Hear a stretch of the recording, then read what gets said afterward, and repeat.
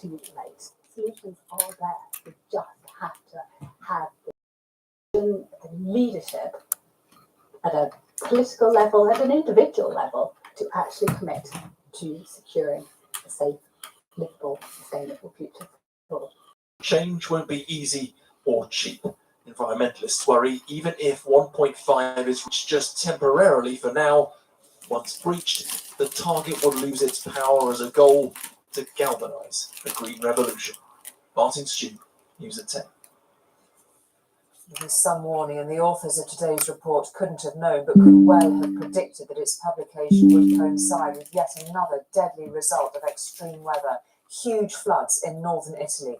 A fifth of a year's rain has fallen in less than 2 days, sweeping at least 8 people to their deaths. Across a large swathe of northern Italy, devastating floods are taking their toll, leaving streets submerged. A fifth of the annual rainfall has fallen in just 36 hours. At least 14 rivers have burst their banks. In Faenza, 2 people were airlifted from their house after it was swamped, a lifeline from the unfolding trauma below. In the debris-filled waters of Cesena, they rallied round to rescue some of the most vulnerable, trapped inside their homes. Italy's interior minister flew over the worst affected areas. More than 10,000 people have already been evacuated from their homes. La media dell'acqua. The Civil Protection Minister says while around 200 millimetres of rain have fallen on average, in some areas it's reached 500 millimetres. In Croatia, rescue teams are busy after rivers broke their banks. The army has been drafted in to try and protect homes. We have to accept the situation, this man says, but it's hard to fight floods like this. Back in Italy, the Santerno River has flooded part of the Imola circuit, forcing Formula One to cancel this weekend's Grand Prix. With more heavy rain forecast for the days ahead, the authorities are preparing for more evacuations across the worst affected areas. Neil Connery, News at 10. Now, for 11 million people in England, the place they call home is rented. New plans aimed at making it feel more like a home of their own have been set out by the government. No longer will landlords be able to turf people out without good reason.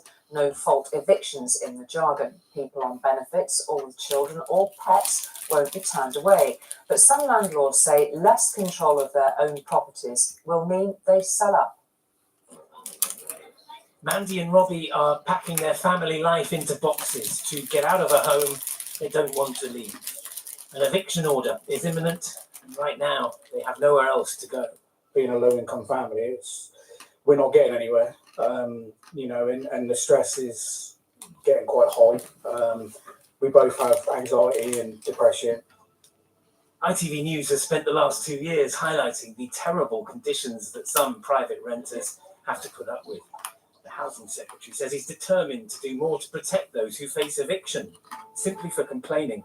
We're making sure that there are more people in the private rented sector who have the security of knowing that they cannot be evicted from their home on the basis of a rogue landlord trying to intimidate them.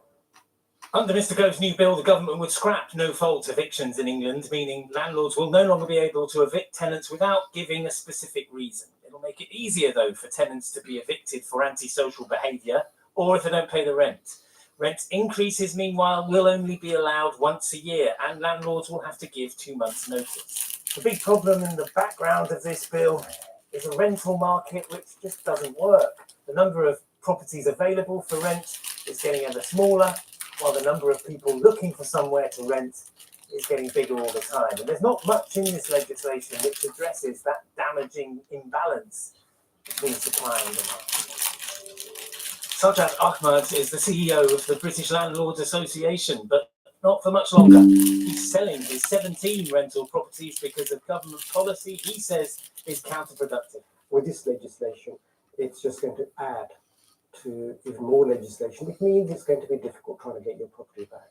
There are that many less properties for renting, and so therefore there are probably 70, 80 tenants chasing one property. How does that help renters? It doesn't. The government says it's taking action against bad landlords and bad tenants. So the rental market might be about to become a bit fairer. But for those people still in desperate need of housing, no better. Geraint Vincent, News at 10. Well, the one thing everyone seems to agree would make for cheaper rents would be building more houses. The Labour leader, Sir Keir Starmer, has been setting out what Labour would do if they win the next election, including building on greenbelt land in locally agreed locations. And Romilly is here to take us through it. I mean, there's no doubting this is going to be one of those issues that rises up the agenda towards the election. Absolutely. This was a pretty big pitch by the Labour leader to steal a march on some traditional Tory ground. So ever since Margaret Thatcher, every Tory leader has positioned themselves as a champion of home ownership and house building. But if we have a look at their recent record, well, it tells a rather different story.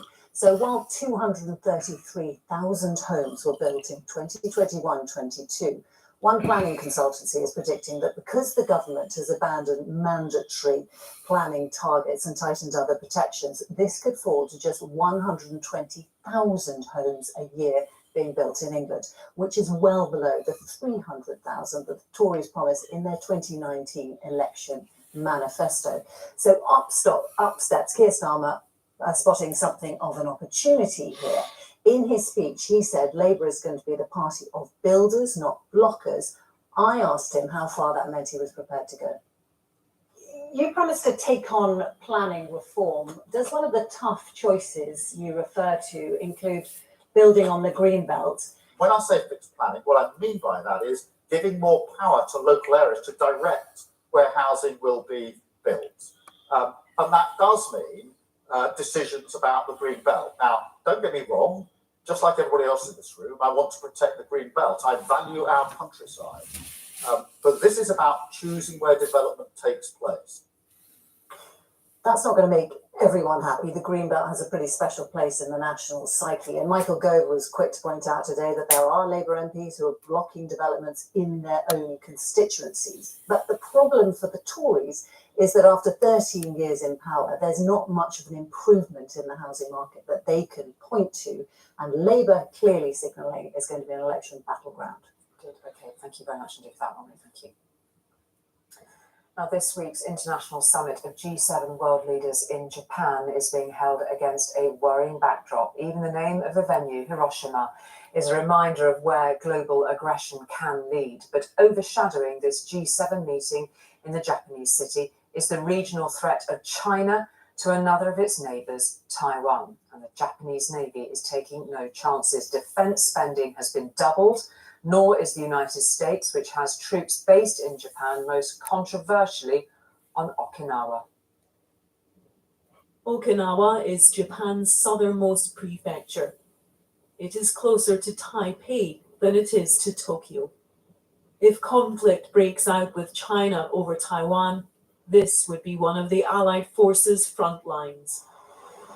It is the prospect of that war which has led to the biggest increase in Japanese defense spending since the end of World War II. From this year, the military budget will double, bringing it in line with NATO nations. And much of the new resources and weapons will be put here. The governor of Okinawa says Japan's pacifist constitution is under threat. 米軍基地が集中しているということは、その有事、いわゆる戦争の状態になったときに、真っ先に攻撃される対象になり得るということを我々は危惧しています。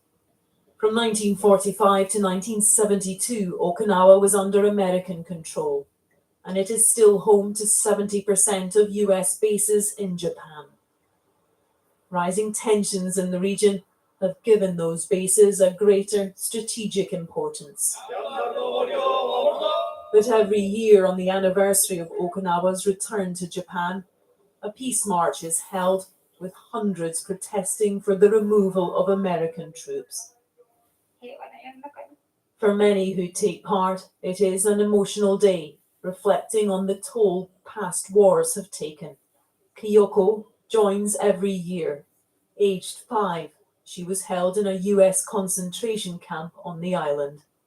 断片的にでもあっても覚えてるということですね。だからもう再び戦場にさせていけない、戦争も絶対ダメだという思いで、これまで、その行進とか日頃の生活の中でそのことを訴えております。This memorial has the names of 240,000 people who died in the 1945 Battle of Okinawa. In a place where the scars of war run so deep, there is strong opposition to the government's military build-up on the island.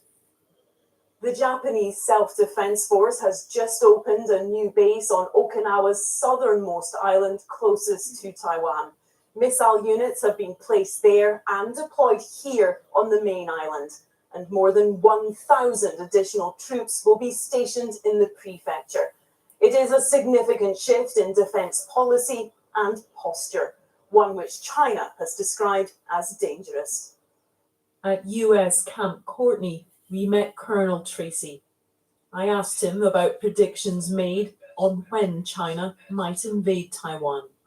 People who are making predictions can come out here and work on deterrence, put skin in the game, and then ensure that we don't get to an apocalypse. In Okinawa, people are looking to this week's G7 in Hiroshima and hoping world leaders will listen to the ghosts of the past and not let history repeat itself. And Debbie joins us now from Hiroshima, where the G7 summit begins tomorrow. We know our Prime Minister flying in too, of course, Debbie. Ukraine on the table, firstly, but also China and its relationship with Taiwan, one of the main focuses of discussions there. Yes, Julie, China not here, but looming large in many of the discussions and likely in many of the agreed outcomes. The Japanese Prime Minister has repeatedly warned that Ukraine could be East Asia tomorrow, and as the host, he will be seeking a unified stance on how to deter and deal with China. We understand there has been already some debates on how strong the language should be and whether China should be referred to by name in the final communique. Also high on the agenda, as you mentioned, Ukraine, with President Zelensky expected to give a video address here in Hiroshima. Nuclear proliferation, of course, a central topic, and President Biden will be flying in, facing questions and concerns about a potential US debt default. And on top of all of that, Debbie, former Prime Minister Liz Truss in Taiwan, pretty uncomfortable position for the Prime Minister. Absolutely. A timely visit to Taiwan by the former Prime Minister on the eve of the G7. She was making a speech advocating for an economic NATO to tackle China's growing authoritarianism. The Chinese Foreign Ministry had a withering response, describing her as a has-been politician conducting Instagram diplomacy. The Prime Minister, speaking to reporters on the way here to Hiroshima, said the government's position on Taiwan hasn't changed. Debbie, thank you. The police force, which took 31 years to bring the right man to justice for murdering a 7-year-old girl, has made 2 apologies. One was to the girl's mother. The other was to the man who was wrongly accused and put on trial. Nikki Allen was lured away from her home in Sunderland, hit with a brick and stabbed 37 times. The man who stood trial but was cleared, George Heron, denied being involved 120 times during 3 days of interviews by Northumbria police. The force accepted today the questioning had been oppressive. England career Brentford striker Ivan Toney, that was finally taking off, is once again on the back burner for breaking betting rules. He's been banned from playing for club and country for 8 months until January next year by the Football Association. He admitted breaking FA rules on betting 232 times in November alone. To tonight's football now, and what a night it has been for Manchester City as they ease through to the final of the Champions League. City have never won the trophy, but tonight they look like the 14-time winners of the competition, not their opponents Real Madrid. They won 4-0 tonight. Bernardo Silva got 2 of them. That made it 5-1 over the semi-finals 2 legs. Next up, Inter Milan in Istanbul, and it leaves City sitting pretty for that dream of the treble: Champions League, Premier League and the FA Cup. Nervous, excited, quietly confident, any number of emotions could be found around Manchester City's stadium tonight. Their team potentially just 4 games away from a Champions League, Premier League and FA Cup treble. We're in front of our home supporters. We've had a good season. So yeah, I'm like semi-confident. I'm from the years of where City weren't that great, so I still have like a deep-rooted panic. Let's just try. I'm always confident City, but with Real Madrid, they scare me. You have to go back 5 years for the last time Manchester City lost at home in the Champions League. Extend that record against the Masters Real Madrid this evening. That elusive, longed-for European prize is one step closer. City dominated the opening exchanges, simply starving Real of any possession. But for the giant Courtois, Haaland would have set them on their way. Their reward finally came. De Bruyne found Silva lurking close to goal. The City were ahead. It was turning into a first-half masterclass. Grealish always menacing, and then Silva, loitering again, struck for a second time. The conductor knew his orchestra was pitch perfect.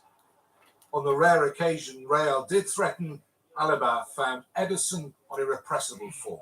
City's date in Istanbul was settled with their third. Kanji first to De Bruyne's cross, Madrid's Militao doing the rest. City supporters celebrating as only they can. The reinforcements completed Madrid's humiliation. Foden's invention, Alvarez pouncing, and the demolition was done. So, still on form and still on course. If Real's superstars couldn't stop City, it's difficult to see who can. Steve Scott, News at 10, Manchester. In films of popular imagination, the luxury liner the Titanic sank back in 1912, of course, when it hit a floating iceberg. New pin-sharp images of the wreck may update, not to say correct, everything we thought we knew about the sinking. The images have created this realistic, life-size 3D scan from which it's hoped researchers can learn about the ship as it is slowly destroyed by microbes and salt corrosion. Finally, from Coronation Street through Scott and Bailey, Dr. Foster and Gentleman Jack, to name just a few, the actor Suran Jones has become a leading light of TV drama, and not just in front of the cameras. She's helped create and produce as well. But in her latest ITV drama called Maryland, she's taken another step forward, as she told us, in creating her own story, focusing on the difficult but sadly familiar emotion of grief. What's Dad said? I don't know. I couldn't get in touch with him. Neither could the police. That's why they called me. He doesn't know yet. It is a screen family drama created by someone who has real experience of loss. Whereabouts on Westmoreland Road do you want? Yeah, it's the mortuary. My mum has died. In Maryland, Suran Jones stars alongside Eve Best in a story about two sisters and the fallout from the death of their mother. Creating the story alongside writer Anne-Marie O'Connor, Jones says her success means she can take some control over the stories she wants to tell. There's so much content, and as an actor, that's an amazing place to be. As a woman in my 40s as well, amazing content. And the roles that I've been given, I feel very fortunate. But I felt like I wanted to almost go back to my roots with a Northern piece, and I wanted it to be about family. In 2016, her mother died after suffering from dementia. Her father, who got COVID, passed away 5 years later. The drama tackles grief head-on. This piece is about in-depth sibling relationships and in-depth reaction to grief, and we don't shy away from it. It's also brave of you. I know a little bit about the life of carers, the life of people who have suffered with illness, and then moving past that, what does death do to people? And I think I have a level of experience that I wanted to share. No, I got the job because I'm good. The jobs have kept coming since her arrival on Coronation Street 2 decades ago. Dr. Foster won her a BAFTA.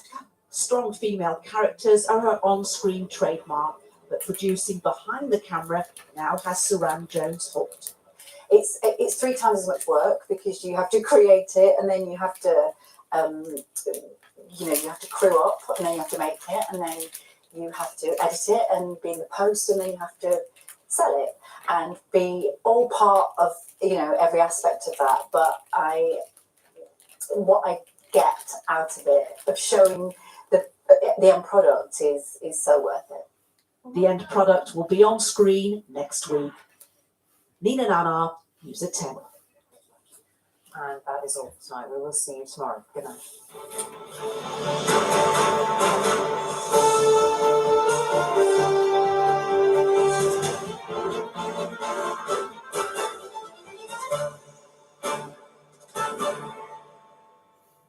It's Royal Wednesday, £19 billion a year of unclaimed benefits. Who should be checking if they're entitled to these benefits? What are your explanations as the energy regulator? We encourage customers to listen to advice from people like yourself, Martin. Whatever to you. Thank you, Mark. What we say every morning. Weekdays from 6. Today we'll see warmer temperatures moving in from the east, especially around tea time. Heinz Beans sponsors ITV National Weather. Hello again. Generally, high pressure is in charge of our weather through the rest of this week, but there are a few little blips. Today we've seen some rain in the far north, and that continues to be the case for tomorrow. Lots of dry, fine weather, though, for many parts of the country, with hazy spells of sunshine during Thursday. On Friday, it's looking unsettled for all of us, with some showery rain to come. Back to you tonight. A mild night for many parts of England and Wales, plenty of cloud cover. Patchy rain continues in the far north. And as we head into Thursday, cloudy skies for many places, but England and Wales will see spells of hazy sunshine develop through the morning. Into the afternoon, another front will move into Northern Ireland and Western Scotland, bringing further rain. But many parts of England and Wales will enjoy a dry day. Just a small risk of a few showers in the far south tomorrow afternoon. And the best of the blue skies will be in the southeast, where temperatures could get to around 30 Celsius, 68 Fahrenheit tomorrow afternoon. It's an unsettled day on Friday for all of us, with showery rain working its way southeast. Good night. Heinz Beans sponsors ITV National Weather. Tonight, you've got Me Not Robert, talking sewage with the Environment Secretary Therese Coffey, Donald Trump with his former National Security Advisor John Bolton, the impact of alcoholism with reality TV star Vicky Patterson, and we might even touch on Harry and Meghan. After the news, wherever you are.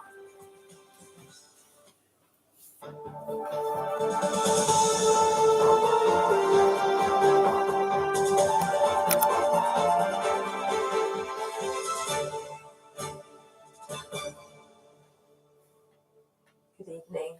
A woman whose mother died at the Gosport War Memorial Hospital more than 20 years ago says the wait for answers is intolerable. Anne Reeves has criticised the current police investigation, looking into the deaths of more than 700 elderly patients. Today, police confirm 19 suspects have been identified. Andrew Pate reports. Families attend another meeting with the police, looking for answers. Elsie Devine died in 1999. Her daughter has campaigned tirelessly ever since through police investigations, inquests, and more recently an independent report which said there was a disregard for human life at the hospital. With an earlier report suggesting Operation Magenta would take 8 years, Anne Reeves wants to know why. What else can we do? What else do they need? What else do they need at this point? What else do they need? This has taken us, this family, nearly 23 years to get to this point. 8 years. 8 years, 4 million a year. I mean, it's crazy, Andrew. It's so bad. Around 150 serving and retired police officers are working on Operation Magenta. So far, they've assessed more than 3 million pages of documents, including the medical records of over 750 patients, and taken witness statements from more than 1,150 individual family members. The response today was mixed. I just cannot believe that after all this time, that 2023, I'm still having meetings and going through the trauma of it all. There's a lot more information, a hell of a lot more information. I mean, I'm a Christian, I go to church and I pray but there will be a good outcome for everybody. Elsie Devine's daughter watched the meeting online as she's currently in Malaysia. She's questioned whether protocols were followed in the past, which may have saved lives, including her mother's. Our beloved mother, who put her trust in them, as did we. She relied on them to take care of her. It's a hard pill to swallow, Andrew. Essentially, that's why we're still here today. Today, the police confirmed 19 suspects have been identified. A statement from Operation Magenta says, "This is one of the largest and most complex investigations in the history of UK policing. We have never provided any estimate of how long our inquiries will take, but we are working as quickly and as thoroughly as we can to ensure that Operation Magenta is the decisive police investigation into what happened at Gosport." Andrew Pate, ITV News. Police are appealing for witnesses after a fatal collision on the M3 yesterday morning. A Mercedes Sprinter collided with a broken down lorry on the southbound carriageway near junction 11. The car driver, 38-year-old man from Walsall, died at the scene. The road was closed for several hours. The 30-year-old has appeared in court charged with the murder of a woman from Crawley. Police were called to Oates Walk on Saturday, where they found the body of Holly Sanchez, who was 32. A post-mortem examination showed she died from serious head injuries. Ryan Evans has been remanded in custody and will next appear in court in June. A man in his 40s on suspicion of arson following a number of car fires in Wimborne, Broadstone and Merley. 13 vehicles were damaged between 1 a.m. and 3 a.m. on the 15th of May, with one blaze spreading to a house. And 30 firefighters tackled a fire at a home in Sussex this morning. Crews from Bognor, Selsey, Chichester, Littlehampton, Worthing and Havant helped bring it under control in Pagham. The roof of the property was destroyed, but no one was injured. And there was a fresh appeal today for help in reuniting a baby donkey stolen from a farm in Hampshire with its mum. It said she is extremely distressed after her 2-month-old foal, called Moon, was taken from a field at Miller's Ark in Hook. She's still in need of her mother, and staff say they just want Moon returned, no questions asked.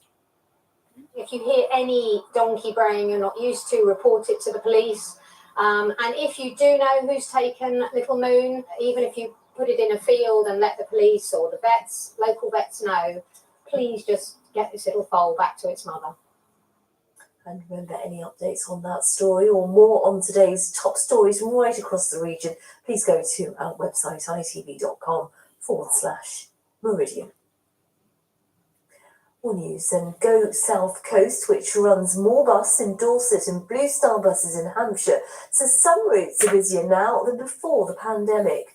The government has extended a £2 cap on single fares to October and a cost to the taxpayer of £200 million. The announcement will ease the pressure on operators trying to build up passenger numbers lost when COVID-19 hit. I'm very confident. We think COVID's in the past now. We're getting more people using this. The government's on side and want buses to succeed. And in the longer run, if we're going to deal with things like carbon, climate change and air quality, we're going to have to see greater use of public transport, and buses are a really good low-cost alternative to the car, both from the point of view of the cost of running them and also for the cost of using them. Now, if you're looking for some garden inspiration, we have just the thing, because a couple near Ringwood has created a horticultural wonderland in their back garden while taking part in the National Garden Scheme. Dawn and Terry Heaver have spent more than 20 years on the Japanese theme creation, in the process raising thousands of pounds for charity. We sent Richard Slee to take a look. This is the result of hard work and dedication. And there's no rest for Terry. There's always planting and weeding to do in this Japanese-inspired paradise. I've always had ponds, and when we moved here, I went to Compton Acres in Poole, and I saw the Japanese garden, and that was it. I had to have a copy of it. I spend all my time in the garden. This is my holiday. Terry photographed progress in the garden, with the biggest challenge being the creation of 2 huge ponds and the waterfalls. This secluded and tranquil garden has attracted hundreds of visitors since it opened as part of the National Garden Scheme in 2019. It's fabulous. It's really pretty. Didn't realize that it would be so beautiful. We wanted to go to Japan, but then we read the sea and the eco. We thought of basically coming here. It's a beautiful garden, and there's a sense of stillness. The Japanese theme is so strong here, and they've got lots of seats and parts of the garden where you can just sit and reflect. Yeah. It's absolutely gorgeous. Colour, beautiful. The money raised from the entrance fees and the sale of plants goes to Great Ormond Street Hospital. Terry and Dawn's son was treated there for leukemia when he was a toddler. We saw so many sick children when we was up there having final tests done for my son to come off his treatment. And we just thought it was a good way to raise money for them. And friends that have come around the garden said it'd be better if people could see the garden, because nobody else saw it. It was only ours. What's your favourite part of the garden? I think it's got to be the top end looking down through both ponds at the pagoda. So far, Terry and Dawn have raised £13,000 for charity, and hopefully that will be topped up by another £4,000 this year. The next open day here will be Sunday, the 25th of June. And that gives Terry and Dawn the chance for a brief rest before the next visitors arrive. Richard Slee, ITV News, Ringwood. Got serious garden envy. I need to paint my fence. Let's take a look at the weather. It's Sally Williams.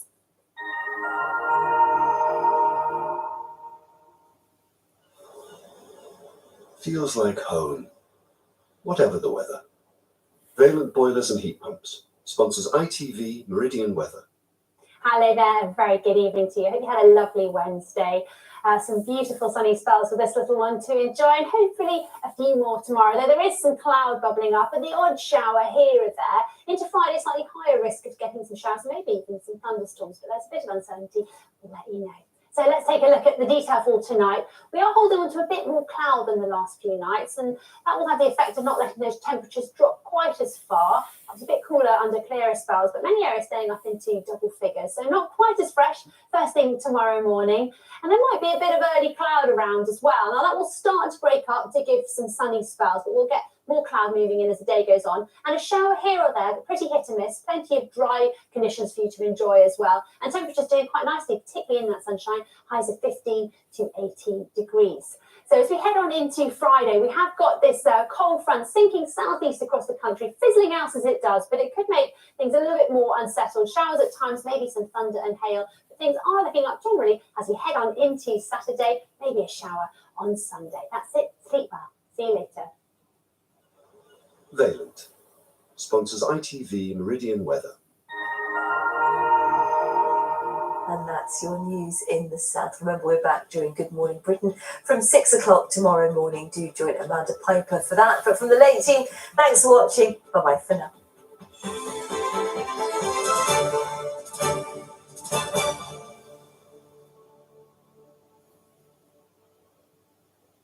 Dad? It's Mum. They want us to ID the body here. What's she doing on the Isle of Man? I miss you, you know. No, you don't. You don't want to know what she was doing here and why she didn't tell us. It would seem the mother was living a double life. Everything's about you and Mum. You never really know someone, do you? No more secrets. New drama, Maryland, starts Monday at 9 on ITV1 and ITVX. Once upon a time in Merry England, there lived a boy called Tom. Can a man ever be a gentleman who doesn't know who his father is? A book come home to chase after young fellows. Come here. Mr. James, Miss Westwood shall be brought into her own class. Your birth condemns you. Let battle commence. Tom Jones, a brand new 4-part drama. Stream free now on ITVX. The Loose Men are back. Join me, Martin, Tommy and Paul as we let our guards down, Break through the barricades. and open up like never before. Yes, we'll be feeling the fear and doing it anyway, because when it comes to us lads, loose talk can save lives. That's all in our Loose Men special for Mental Health Awareness Week. Join us tomorrow. Taking a look at another busy week in Westminster now. It's Peston.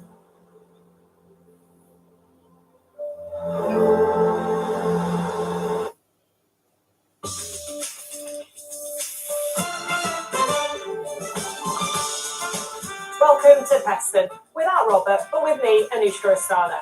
Coming up, people are literally swimming in sewage. So what is the government doing about it? I'll ask Environment Secretary Therese Coffey. As the possibility of a second Donald Trump presidency looms large, his former National Security Advisor John Bolton tells me why he thinks it would be disastrous. Back home, Rishi Sunak has some backseat drivers. Paul Brand is taking control of Screeny tonight to tell us all about them. The reality television star Vicky Pattison is here to talk about alcohol and her dad, something that Labour's Jonathan Ashworth has also opened up about. He'll be here with the Tory Damien Green throughout the show.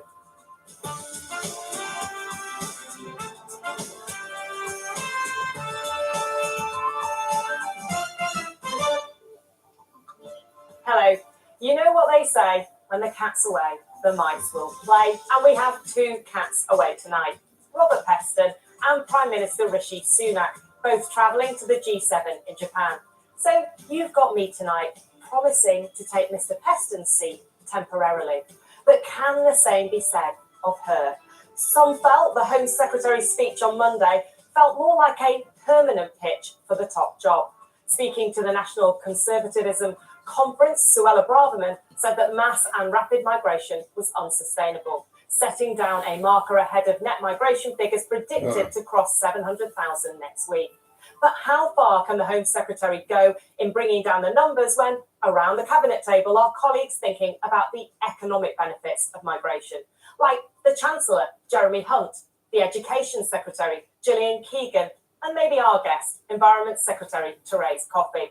After all, her department yesterday promised farmers up to 55,000 visas for fruit pickers next year, a day after the Home Secretary said we should train British people to do the job. Cabinet splits over migration. That never happens, does it, Paul? Only every time the figures come out, Anushka. But that isn't surprising that Rishi Sunak has a bit of a problem with unwanted interventions right now. Because, of course, when Perker being Prime Minister, is you never have to drive yourself anywhere, but that's partly because everyone else wants to do the driving for you. And take a look here at the back seat of our banger on Peston tonight. This is David Cameron's version of the car when he was Prime Minister, when he was at the wheel. Three living former Prime Ministers behind him. Of course, we've got Major, we've got Blair, and we've got Brown in chronological order. But look what happens when Rishi Sunak becomes Prime Minister. He has a record-breaking 7 former Prime Ministers behind him, the most ever in history, because we've got to add in, of course, Cameron for him, we've got to add in May, Johnson, and also Liz Truss. And those last two particularly have been pretty vocal lately when it comes to putting pressure on Rishi Sunak from the right of his party. So should he be listening to that pressure? Well, this polling by More in Common gives us a sense of which issues actually connect with voters out there in the country. For all the talk of so-called woke issues, for example, trans rights, but only about 3% of people actually think that is a salient issue for them. What does come out as a high priority is immigration.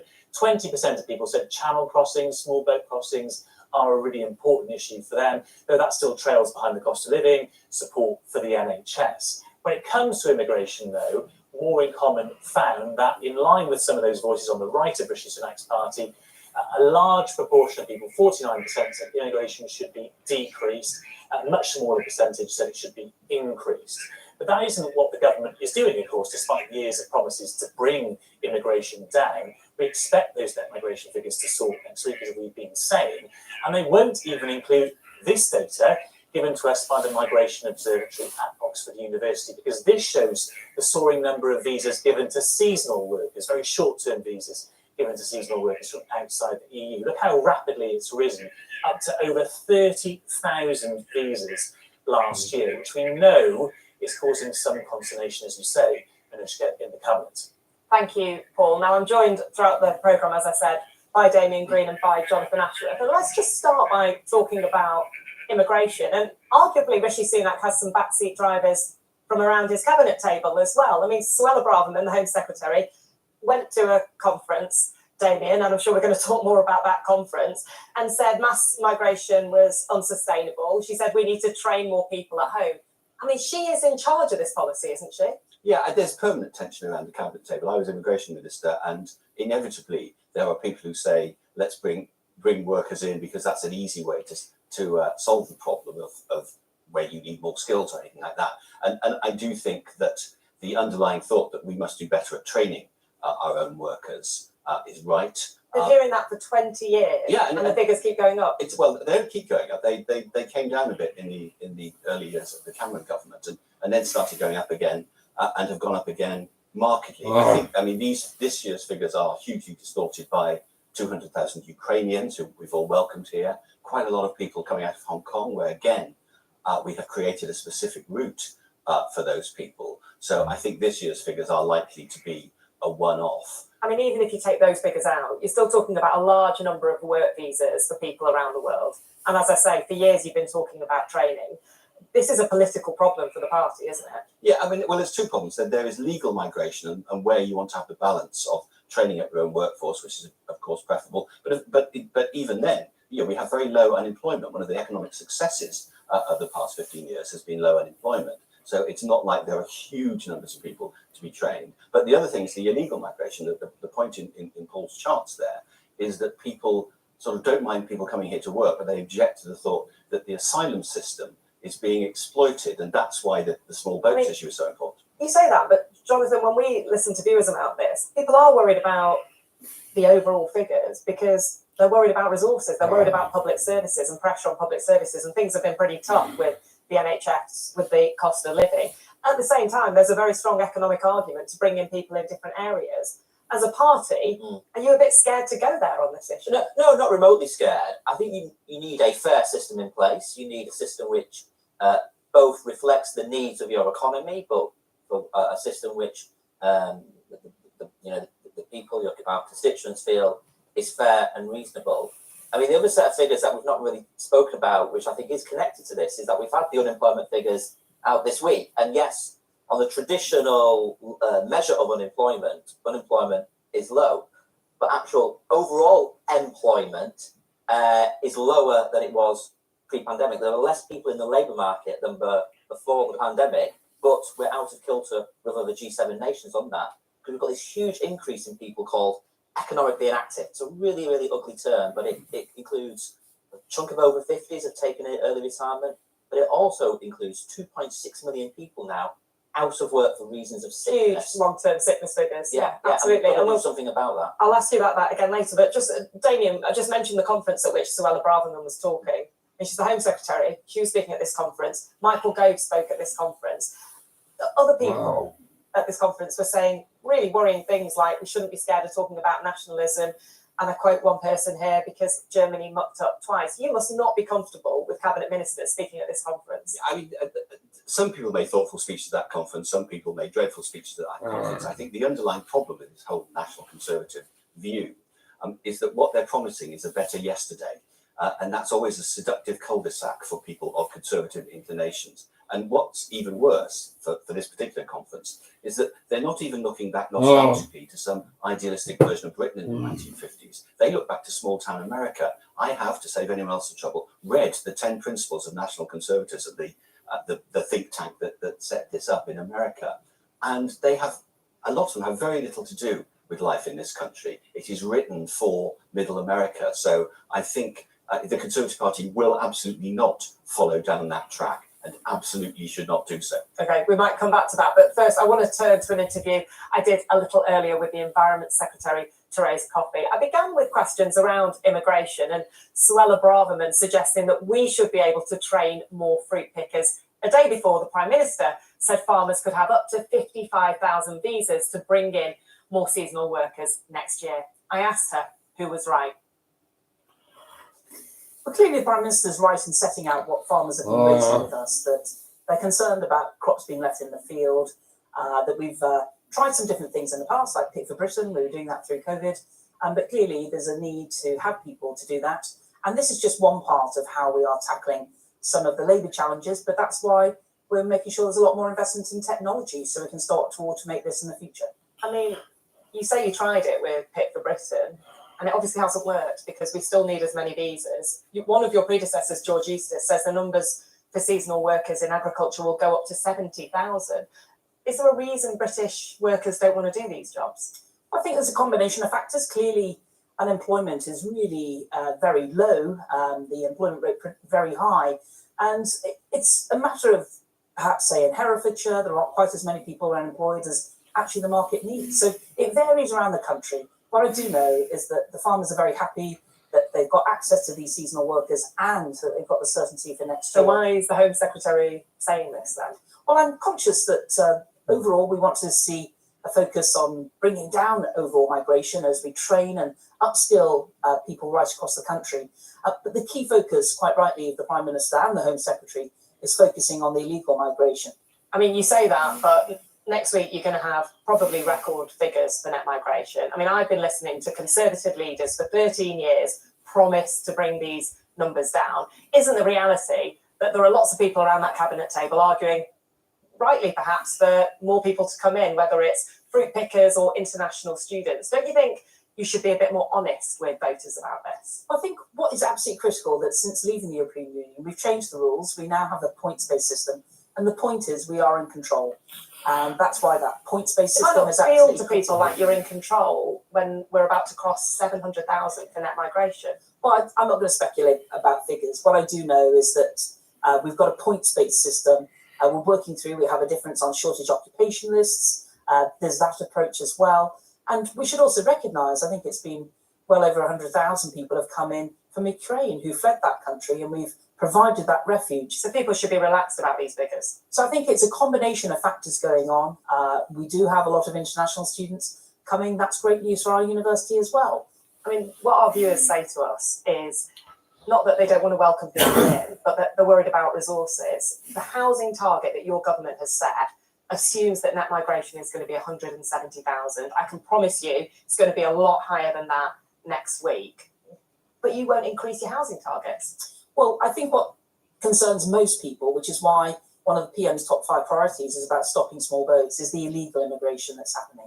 I'm telling you that legal migration in the numbers that we're about to get is also worrying people as well, because we're speaking to people and they're worried about the impact it has on resources, particularly when times are tough. Well, in terms of, I still think the top priority for people is about stopping the illegal migration, recognising we have these a points-based system, and it's in our hands about how many people come into the country that way. What I think is fair to say is that we are still seeing different challenges on housing around the country. But it does vary around the country. And one of the things, people are getting older, living longer. We also have more family breakdowns, so more housing needed that way. So you think family breakdown is increasing demand for housing? I think historically we've seen an increase in the number of households has increased as family breakdown meant that we needed more homes in that regard. But I'm not trying to shy away from some of the fact that we are seeing an increase in migration. But we have that points-based system. It is in our control. And that's why I'm confident that having our focus on the people who are coming to this country illegally, paying other people to get through, and that's why we'll continue to progress with the illegal migration bill. Can I ask you about food prices? I mean, you've talked before about people increasing their hours to try and earn more, to try and cope. And the government more generally has basically asked teachers, nurses, other public sector workers to tighten their belts by having below inflation pay increases. Meanwhile, the supermarkets are making pretty healthy profits. Shouldn't you be encouraging them to consider cutting prices, even if it means it squeezes their profits? We're already starting to see them cut prices, and I'm conscious there's been big increases in terms of what's been going on. We do have a competitive pricing in terms of supermarket pricing, but undoubtedly what's been happening, thanks to the illegal war by Putin, we've seen a massive increase in energy costs. So the producers are struggling and the consumers are struggling, and then there's a group in the middle making quite a lot of money. Well, supermarkets are making profits. It's I'm not here to apologise or be an apologist for the supermarkets. It's quite a small percentage on their turnover. But I think it's fair to say that the government has stepped in with household support, particularly to low-income families, those on universal credit, to make sure that there is extra help that's gone in to support people during these challenging times. And I am confident that food inflation will start to come down, but I'm conscious that it is challenging for households. That's why we've stepped in to support them. Okay, can we just pause, because I think Paul's got something to show you. Yeah, and just go, however, the cost of living, migration go down with voters. It's not just party polling, of course, that politicians are concerned with. Some of them also like to keep a keen eye on their own personal ratings. And I want to show you this survey here, which has become a bit infamous, from Conservative Home, which always asks its Conservative Party members how satisfied they are with different ministers. Here are some of the key ones. Defence Secretary Ben Wallace always seems to be out in front lately. Suella Braverman, Home Secretary, of course, behind him, but still relatively popular. Then others you might recognise: Oliver Dowden, Michael Gove, Jeremy Hunt, lagging behind. But look at the Environment Secretary, Therese Coffey, who is last in this poll on minus 4.6%. Perhaps not surprising when you consider some of the tough issues that she has to deal with as Environment Secretary. She is deep in the proverbial, quite literally, when it comes to sewage, because this chart shows the amount of sewage spills into our seas and our rivers each year. Now, in 2016, 2017, 2018, it was relatively low, but look how it shoots up in 2019 under Boris Johnson, very high in 2020 when it peaks at 400,000 spills per year, comes down a little bit here. We think it was slightly lower last year because there was less rainfall, less overflow into our seas and rivers. But nevertheless, there were still 825 spills a day last year. That's a lot of voters on a lot of beaches, a lot of riverbanks, wanting a lot of answers about why their waters are full of sewage, Commissioner. Thank you, Paul. I mean, it is clearly a very difficult problem, but people are basically swimming in the word that neither Paul nor I wants to say. Do you feel a sense of shame about it? What I have not heard from either of you just now is that a decade ago, this monitoring wasn't being done. It's only thanks to Conservative action that we've got the monitoring to really be happening at scale. And so that's unveiled the scale of the problem. And as a consequence, the monitoring that's happened has started to show, and that's why there's such a focus on it, because we've lifted the lid on this issue and we're taking action about it. So how low it was in 2016? But that's because there was hardly any monitoring being done. Okay, so my say point is you're that we were in a arguing situation of, I don't know, about 5% or so, just over a decade ago. Now it's at 91%. And by the end of the year, every storm overflow will be monitored. You were asking about my poll rating in that regard. I'm not surprised, especially when there's a lot of misinformation out there and somehow people think this is a brand new issue. Actually, what we've done is unveiled the issue. It's become very clear. We'd already started taking some action on this with the £56 billion storm overflow reduction plan. I've insisted to water companies that by the end of June, I want an action plan for every single storm overflow so that we can really get to grips and get these. But you're basically saying we have to wait till 2050 to properly fix this? Not necessarily. Not necessarily. The point is that by the end of next month, we will have a storm overflow plan for every single action plan. And from that, the review was supposed to be done in 2027, but I'm very conscious of the concerns that people have and that we want to clean up the water. I just want to ask you about something else. Watching PMQs today, we had two deputies against each other. Did you watch it at all with a tinge of sadness that you never got to do that as Deputy PM? No, not at all. And, I think Oliver did really well. It's one of those things that happened. I had the honour of being Deputy Prime Minister for a short amount of time, but I didn't need to step into the shoes. Nobody was away at that point. A lot of people who were in the cabinet with you back then are on the backbenches now, and some of them are arguing that Liz Truss was right. Liz Truss is arguing that Liz Truss was right, that she was blocked. Do you agree with her, or do you think that's making things difficult for the government? Dare I say it? Liz had her time as Prime Minister. We're now here with Rishi Sunak, who's been in post 6 months, and we're getting on with the job. So no answer on that. Just a final question on bird flu. I know at the moment there isn't human-to-human transmission, but should we be worried that this could be the next pandemic? One of the things that's come out today is that it seems to have been perhaps while people were handling stuff coming into the nose, they were asymptomatic. It doesn't necessarily mean that the virus had been contracted in a particular different way or it's spread. There's no evidence of that at all. So I don't think people should be worrying about it. But are we ready if that does happen? Well, indeed, and I think the lessons that we learned in COVID on how to respond to these matters, there's already been an element of contact tracing of some of one of the workers, but I think people should still have confidence. What is important is that we continue to have very stringent biosecurity measures. That's something that we are doing and will be increasingly doing so. But overall, I think people should not be worrying about avian flu.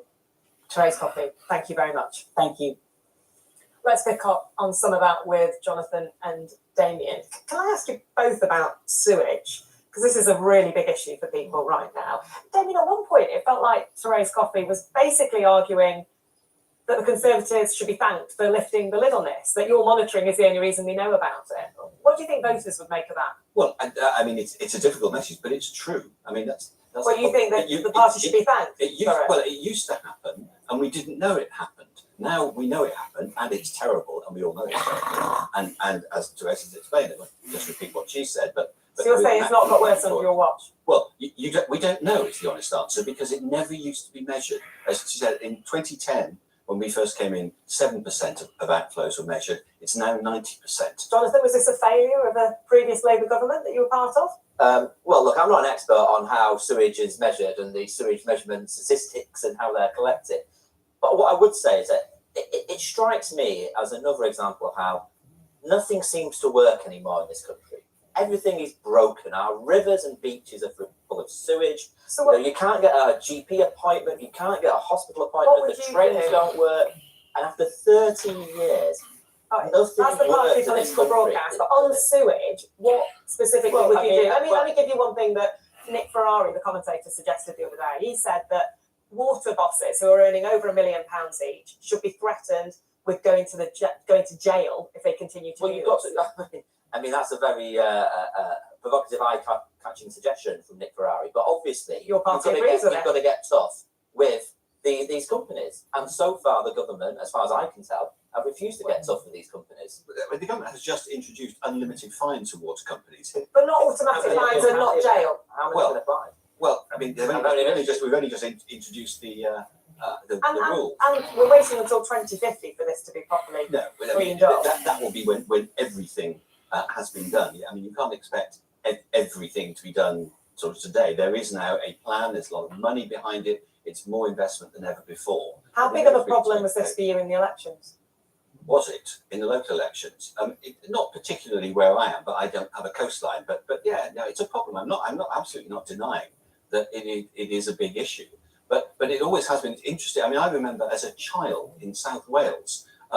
Swimming in sewage? Swimming in sewage, absolutely. Oh yeah, Jackson's Bay in Barry used to be a sewage outlet where we all went and paddled and swam, and it was sort of regarded as acceptable. Of course, it wasn't acceptable, but well, I remember being told that similar thing about Blackpool when I was growing up. But I also remember our then Environment Minister Michael Meacher stripping off and swimming in the sea at the Labour Party conference in Blackpool to show that we cleaned it up. What an image! Now, a little earlier, I spoke to Donald Trump's former National Security Advisor, John Bolton, and I began by asking him about the war in Ukraine and whether he thinks it will be over within 12 months.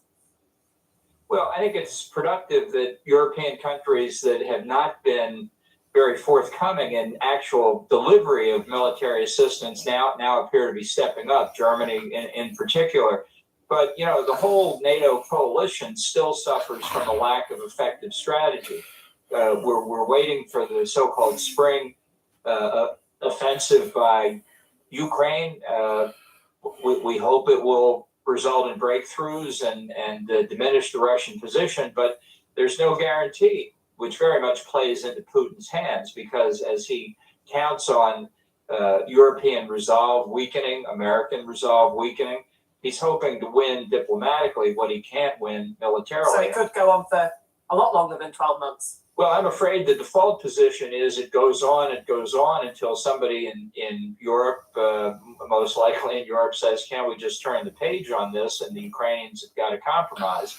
That's obviously a position that's unacceptable to the Ukrainians and should be unacceptable to all of us in NATO. You don't want to do anything that rewards unprovoked aggression. And it's not just in Europe. I think the leadership in Beijing is very carefully watching what's happening, and if we don't do enough to roll back what the Russians have done. I think it gives encouragement to the Chinese for potential aggression against Taiwan or others. Including, for example, the UK not sending jets. Yeah, I think if both Russia and China see a weakening of Western resolve, it will increase the risks to other countries. Our former Prime Minister Liz Truss is in Taiwan at the moment, trying to take quite a strong stance on China. Meanwhile, our Prime Minister Rishi Sunak has taken a much more careful, I guess he would say pragmatic approach. Who's right? Well, look, I think that China is the existential threat to the West as a whole in this century. And I think Taiwan right now is the tip of the spear of the potential Chinese belligerent. So I think showing support for Taiwan is very critical. It's in the UK Parliament, it's not just Prime Minister Truss, Ian Duncan Smith, a number of other people have been very strong on this point. It is a mistake to consider China simply an economic competitor as if we're all capitalist economies together. It's not true. In a sense, China's been waging war on us for decades, stealing our intellectual property, converting it into their own manufacturing, and then selling into our markets, undercutting the companies whose intellectual property they've stolen. Don't go away. After the break, I'll be asking John Bolton if we should all brace ourselves for a second Donald Trump presidency. And I'll be joined by reality star turned campaigner Vicky Patterson.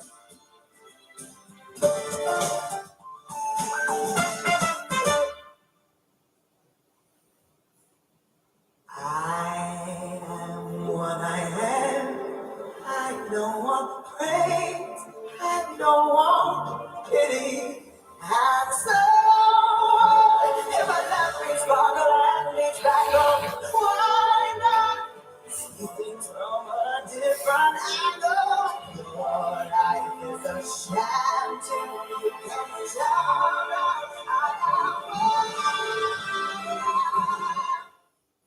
Years ago, we used to just fall asleep with a face full of makeup. Our poor dry faces. Don't regret, just reverse. New number 7 Future Renew Damage Reversal Serum. Reverse visible signs of skin damage. If only it was as easy to fix my other beauty mishaps. 3 for 2 on number 7. Available at Boots.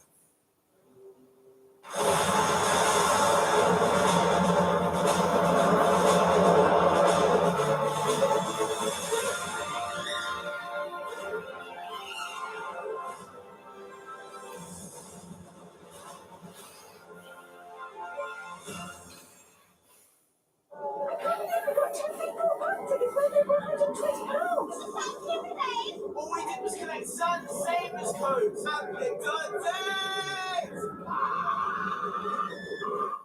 Wow, that was awesome. Start collecting for your free tickets this Saturday, only in the Sun. ITVX Premium is now half price for the first 2 months. That's 50% off. I like it. Get lost in entertainment. I'm happy to play my part. And stream hundreds of fresh shows and films from BritBox and Studio Canal Presents. And free. Start your 7-day free trial now and get 50% off ITVX Premium for a limited time only.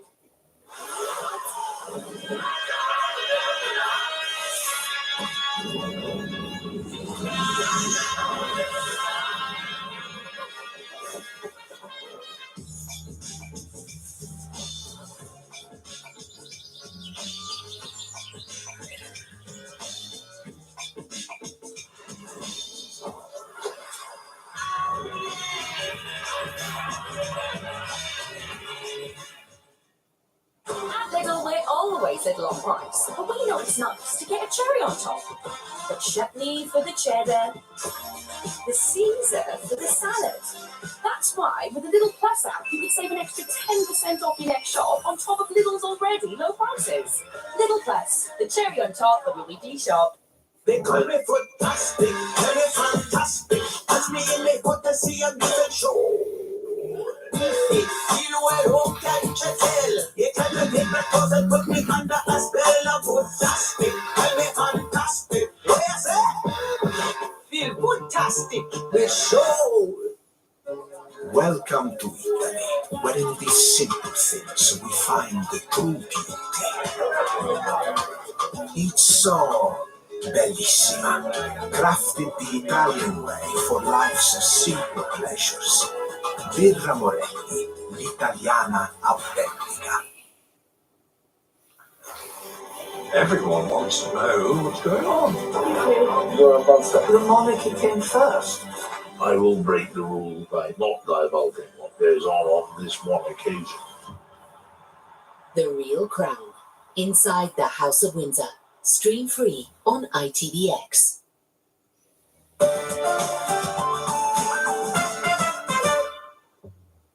Welcome back to the programme. Now back to my interview with the former US National Security Advisor, John Bolton. Last time he was on the show, he said he thought Donald Trump wouldn't become president again because he wouldn't run. Now that he is running and he's ahead of his Republican opponents in the polls, I asked John Bolton if he changed his mind. Well, I still think he can be defeated for the Republican nomination. I think what we've had is a phenomenon that may be unprecedented in American politics. It may be unprecedented in Democratic politics anyway. He was indicted for financial fraud by the district attorney in Manhattan, and his approval ratings went up dramatically. Why? Which is pretty unusual, because people thought that the prosecutor in particular in New York, was partisan. And Donald Trump is the world's greatest victim. Nobody does better at portraying himself as being persecuted. But I do think that if you look at what Republicans really believe, they want somebody other than Donald Trump. I would not look at the polls now as dispositive. We're a long way from the first primary. And you must be worried, as someone who's obviously not a fan of Donald Trump, that it's looking more likely. Well, I wouldn't say that. I am more worried. I'm worried it gets anywhere close to the White House again. It could have significant negative effects on the country and the West as a whole.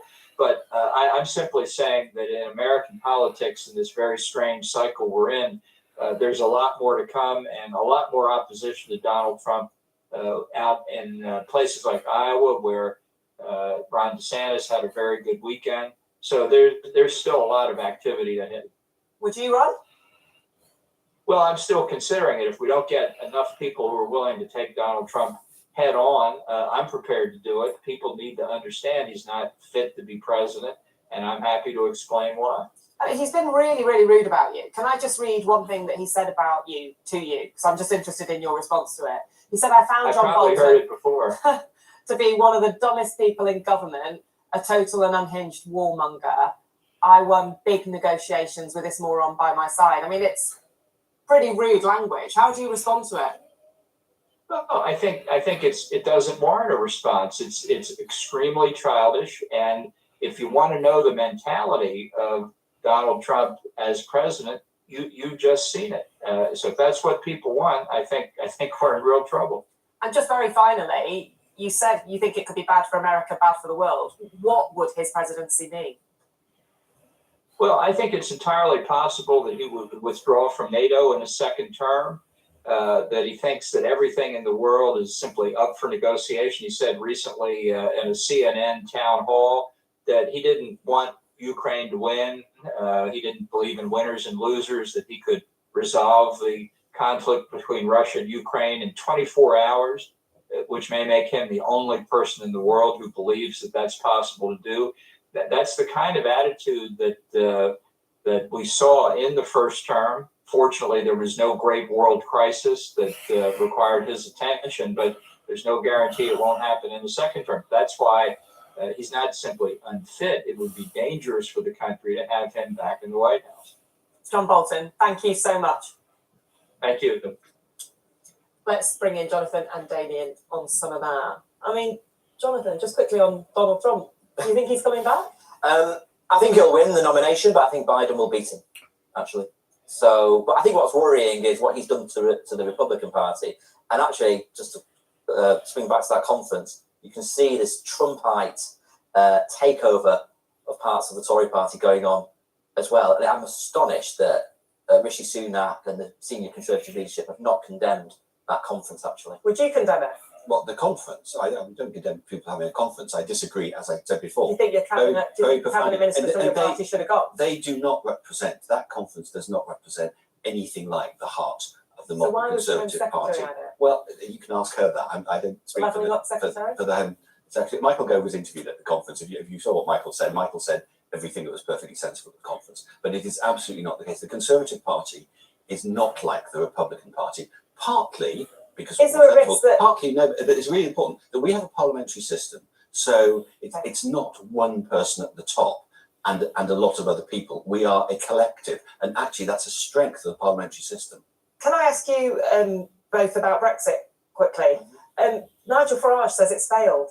Do you agree with him? Well, we've long said that we need to make Brexit work. There are problems with the deal that was negotiated, and we want to fix those problems in the deal. I mean, it is astonishing. That's not quite answering the question.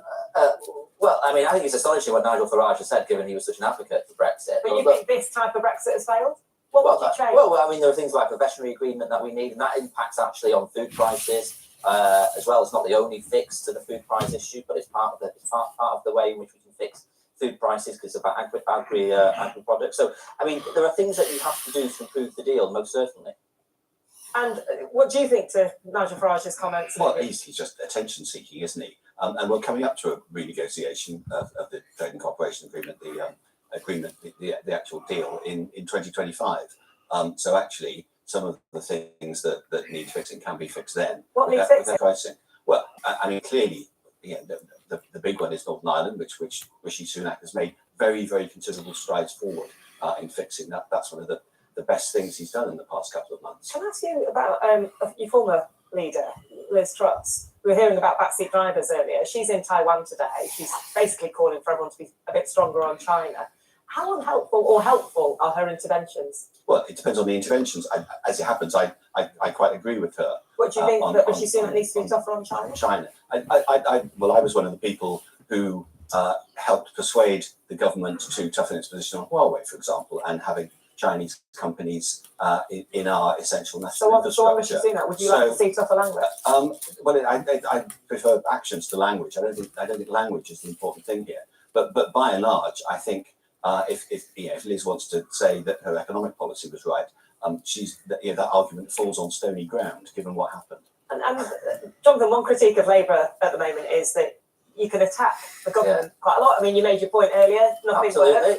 What positive? And Kwasi Kwarteng's been out tonight refusing to apologise for that economic mess that he created as well. Do you, as a party, if you want to actually win votes positively, need to give a positive message as well? And we are offering a positive message. I mean, Keir Starmer's made a big, significant intervention today, talking about home ownership, how the Labour Party wants to create a country of aspiration and opportunity, willing to build on the green belt, and build homes for people, because so many people are locked out of wherever buying a those home. homes are. Well, we need to build more homes, and we're not building That's more going to homes be a for difficult people. message, isn't it? Building on the green belt. No, it's not. I think building homes is a really, really important message, and we're prepared to stand up to the NIMBYism. Unfortunately, too many Conservative MPs have got Rishi Sunak holding him to ransom on this, and we're not building the homes that we need for families to get on in life.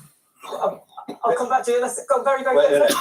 I think that's Labour's policy today. The one thing we've learned about Keir Starmer is that what he says today, he says It's like an unscripted drama. We don't. But the little things can sometimes be the worst things. Small broken bone. What? Well, I don't know, Glenn. Peter and I just separated. I feel like I need more time. How about now? Well, we are supposed to see other people, and I guess it's better to go out with you than some sex pervert. I'm in.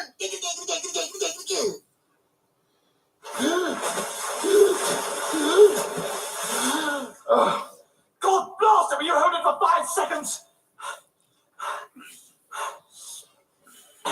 Okay. So, Mr. Griffin, how's it feel to be a bachelor on the prowl once again? It's not as great as you might think. I guess I just don't have the same way with women that I used to. That was nice. I had a really great time with you today, beautiful stranger. What's your sign? Gross. I still think you're neat, though. You should try a video dating service, Peter. That's how Muriel and I met. Let me show you Mort's tape. He was so charming. Oh, my eyes. Could you please turn down that very bright light? It's burning my retinas. Ladies, I'm a very desperate man. My name is Mort, and I live with my mother. And I have very low standards. Oh, God, there's blood in my mucus. Ah, what the hell is wrong with you? Hey, there's the mail. Oh, finally. All right, it says it takes an hour for this solvent to take effect. Well, let's see, what takes an hour? We could watch Rita Rudner do 5 minutes of stand-up. Buzzing. Oh boy, we're gonna have a swell time tonight, Lois. Glenn, thank you for being such a good friend and looking after me like this. No problem. It's kind of chilly out, so I brought you a jacket. No thanks, I'll be fine. Please? Peter, Muriel and I both feel that you need to follow your therapist's advice and start dating. Ah, geez, Mort, I don't know if I'm ready. Come on, stud. We've got it all set up for you to go out with our niece. Honey, come on out here and meet Peter Griffin. Peter, this is our niece, Jennifer Love Hewitt. Nice to meet you. All right, I'm getting up. All right, Peter Griffin. So where do you want to go? We can go anywhere except the disco. They don't let me in there anymore.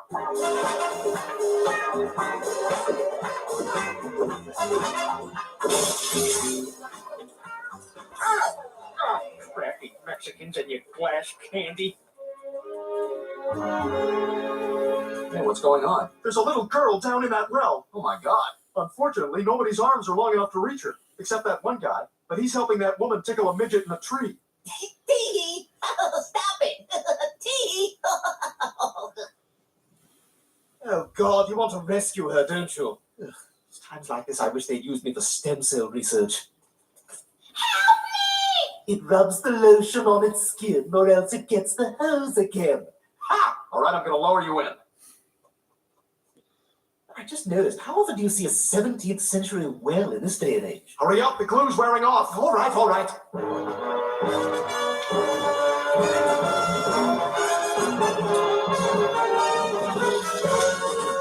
did it. Job well done. And we're not stuck together anymore. Thank God. You said it. You want to hold hands on the walk home? Yeah, sure. Oh, Susie, thank God you're all right. Wait a minute, this isn't my little girl.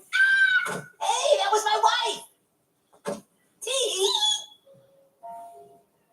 I know what you did last summer. No, never heard of it. The Devil and Daniel Webster? Nope. Party of Five? Was that a porno? Hey, don't worry about it. Sometimes you gotta do a lot of crap before they put you in anything decent. Oh, the food here is fantastic. This is where I took Lois on our first date. You ordered a pie for an appetizer? Oh yeah, don't worry. I'll go to the John and fire one out in about 5 minutes. That should make some room for dinner. Here's your table, Mr. Quagmire. Thanks. Hey, how about a couple of drinks? Certainly, sir. Martini for you and the usual roofie colada for your date? No. I wouldn't. A glass of wine. Oh my God, that's Jennifer Love Hewitt. Wow, I wonder who she's here with. She could date any man she wanted to. Yeah, made lots of room. Hey, wait, that sign in the bathroom about washing your hands, that's only for the staff, right? Technically, yes. That's what I thought. Great. Oh, man, these all look good. Every one of them. Hey, you want some bread? No. Peter, is that you? Peter. Oh, no, I can't let him see me. It's okay, Quagmire. We're just doing what the therapist said we should do. Peter, I think it's great you're out with Jennifer Love Hewitt. Hi. I loved you in Heartbreakers. You'll be on your best behavior. Here you go, sweetheart. Open up. No. There you go. Isn't this romantic? That's it. You have got to be the most vile, disgusting human being I've ever met. And I have never been more turned on in my life. Hold on, Toots. I don't care what our therapist says. I'm not going to stand by and watch my husband lock lips with another woman. Now beat it. What's your problem, Grandma? You are. And I only saw Heartbreakers on the plane. The flight was delayed, so the headphones were free. Wow. That was pretty cool, Lois. Gosh, I guess I finally understand how... Yeah, you better run, you little bitch. I guess I finally understand how you can get so jealous sometimes. Oh, seeing her kiss you like that just made me crazy. Well, I guess we're just going to have to learn to control our jealousy. Together. Together. Ma'am, you dropped your napkin. Here's your drink, sir. Yeah, we'll work on it later. I love you, Lois. I love you too, Peter. What a couple of freaks. God, I need a drink. Waiter, martini and a roofie colada.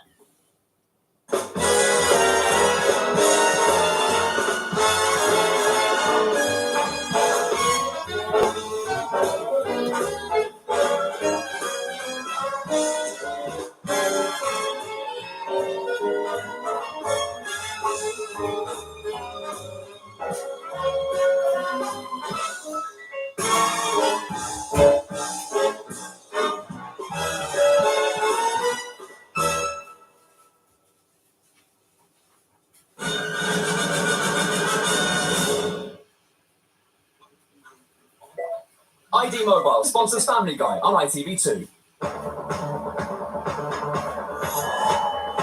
We have a missing schoolgirl. FG. Who makes me your finger? The monsters are around every corner and under every bed. Alvin Welsh's Crime. Stream the full series now on ITVX.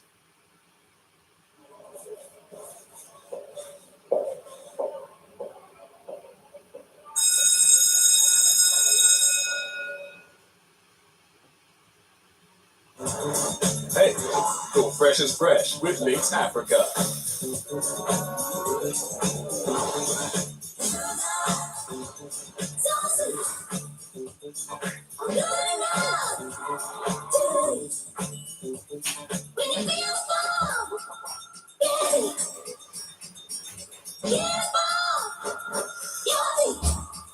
Lynx Africa. Go fresh is fresh with the #1 fragrance, The Gun. What are you doing? Well done, darling. Oh, did your kids make that? In here. Crazy. Crazy. Crazy. Whether you're crispy or crisp out, win a free lunch with Walkers. Once upon a time in Merry England, there lived a boy called Tom. Can a man ever be a gentleman who doesn't know who his father is? But what compelled him to chase after young fellows? Come here. Next date, Miss Westwood shall be read into her own class. Your fur condemns you. Let battle commence. Tom Jones, a brand new 4-part drama. Stream free now on ITVX.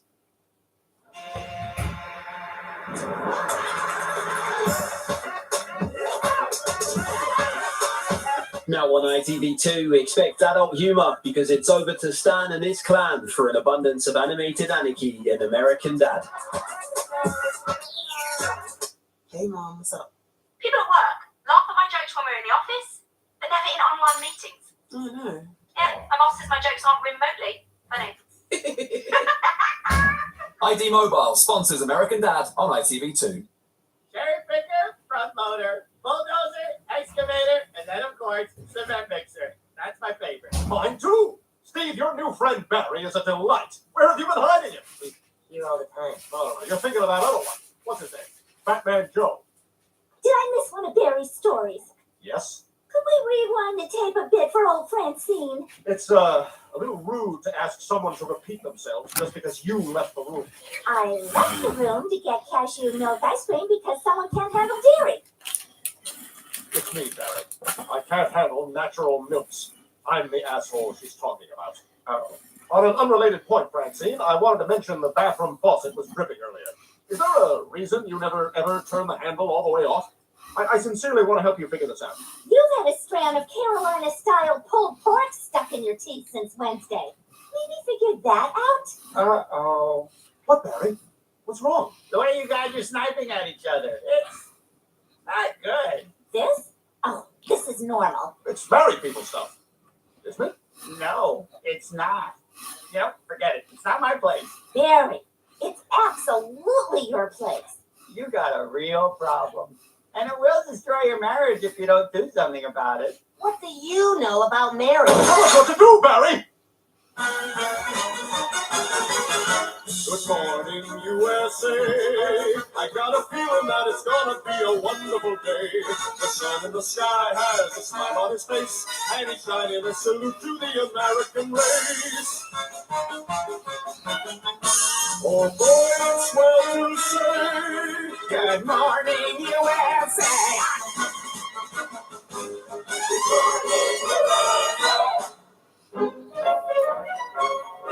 My parents used to be passive aggressive like you. Very toxic. But they did something about it before it was too late. Rekindlings. A last resort. This hotel looks a little sexy. If I can be frank with you, Barry, hot sex has never been a problem for us. It worries me that you think this is about physical intimacy. If I can be frank, for supporting millions of children in emergencies around the world.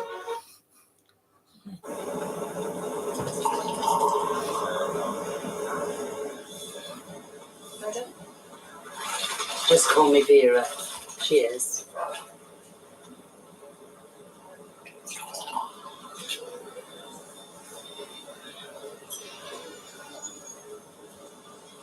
Who's that then? Well, that's Jackie Stillane, Sylvester's mother. And that's Elizabeth Taylor's mother. They're very big at the moment, celebrities' mums. Are they really?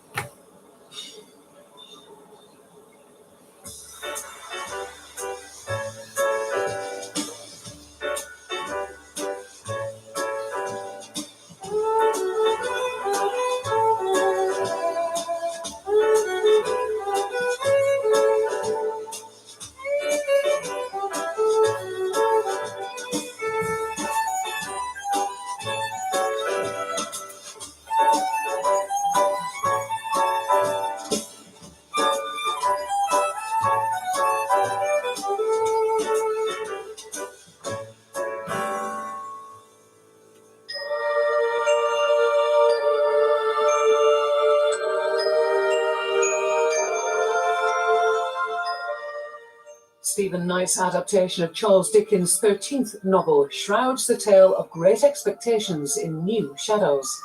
Follow a pitch journey on BBC iPlayer now.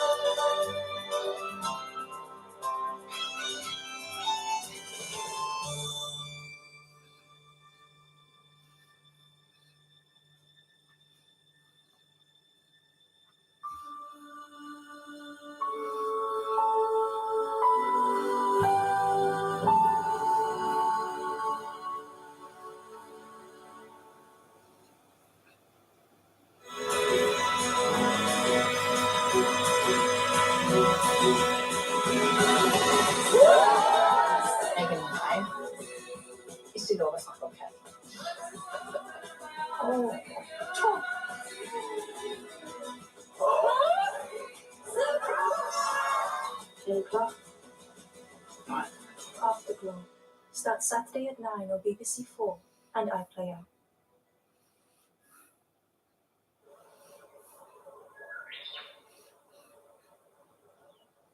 A comedy legend and a true trailblazer now on BBC 4.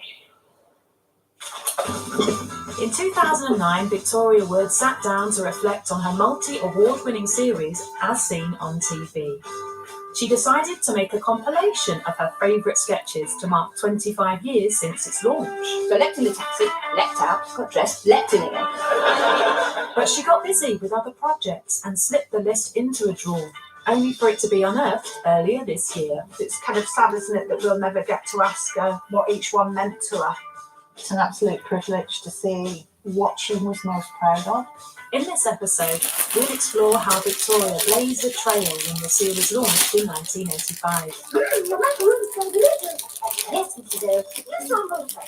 We'll examine how As Seen on TV became the perfect platform to showcase Victoria's compendium of comedic talents. She's pretty unique in the fact that she's able to sneak in these radical statements without alienating her audience. I like television. I like all those catchphrases. There's the one that every tired wife dreads to hear from her husband at bedtime. I've started, so I'll finish. It's the eye for detail that Alan Bennett has. Victoria Woods is nuanced and very precise. And enjoy more sublime comedy moments from her incredible repertoire. including those Victoria handpicked for the secret list. As Seen on TV always started with a stand-up routine to feature on the list. By the time she performed this one from Series 2, Victoria's show was the most watched programme on BBC Two. I've only just got here. I set off on my car this morning, down the motorway, and I stopped on a hard shoulder, and this police car pulled up behind me. He said, "Why have you stopped, madam?" I said, "I was just listening to the Archers." He said, "I didn't hear that, madam." I said, "Oh, didn't you? You're having terrible trouble with the pigs at Grange Farm." And then he got cross and he checked my whole car over. He said to me, "Your tyres are getting a bit bald. You'll have to get new ones." I said, "Well, can't I do a sort of Robert Robinson and just comb the rest of the rubber?" Then he gave me one of those on-the-spot penalties that they've just started doing. I had to eat 3 cream crackers with a glass of water on them. So I set off, and I came off the motorway, and I thought, well, I'd stop for a minute with these fast food places. It's like watching an action replay of a bowls match. Your waiter, it would have been quicker to get served. It would have been quicker to raise the Titanic and see if there's any food left in your restaurant. This waitress, she came over and I said, "I'll have beans on toast." I could see her in the kitchen through the swing door. She was staring at this loaf of bread. I was looking for the instructions. And she brought this beans on toast, freezing cold with the skin on the top. I said, "Do you mind if I take this off, make a handbag?" I felt sorry for her being so slow. I tipped her a quid. Sometimes she picked it up, it was only worth 75 pence. So they came running and they said, "I think your car's been stolen." I said, "No, what about the collection of insects?" And they said, "Where were they? On the back seat?" I said, "No, they're all stuck to the number plate." So there I am, no car. What do I do? I thought, perhaps I could hitch a lift. I thought, it's awfully dangerous, because you could get in the car with a man who wants to tell you about his word processor. I thought, well, I'd get on the train. Well, I hadn't been on the train for ages, but I was quite looking forward to it. You know, I've seen all those adverts on the television, all those families laughing and eating kippers. It wasn't like that. I sat down next to a man who was making a model of the Forth Bridge with empty market hands. And opposite me was a woman with a bad cold, a blocked nose, an itchy bosom, no inhibitions. She was eating an individual fruit pie by sucking the filling up through the hole in the middle. Across the aisle, a couple were having sex.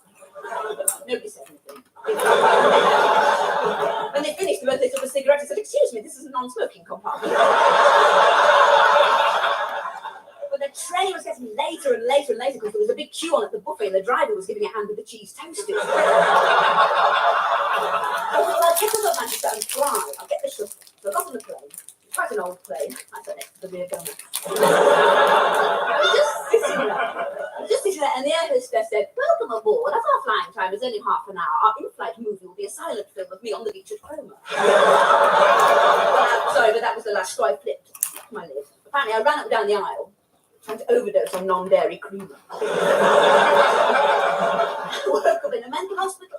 They said, "The main thing to do is keep busy while you're here. What do you want to do? You can either make Raffi Max or take part in a documentary."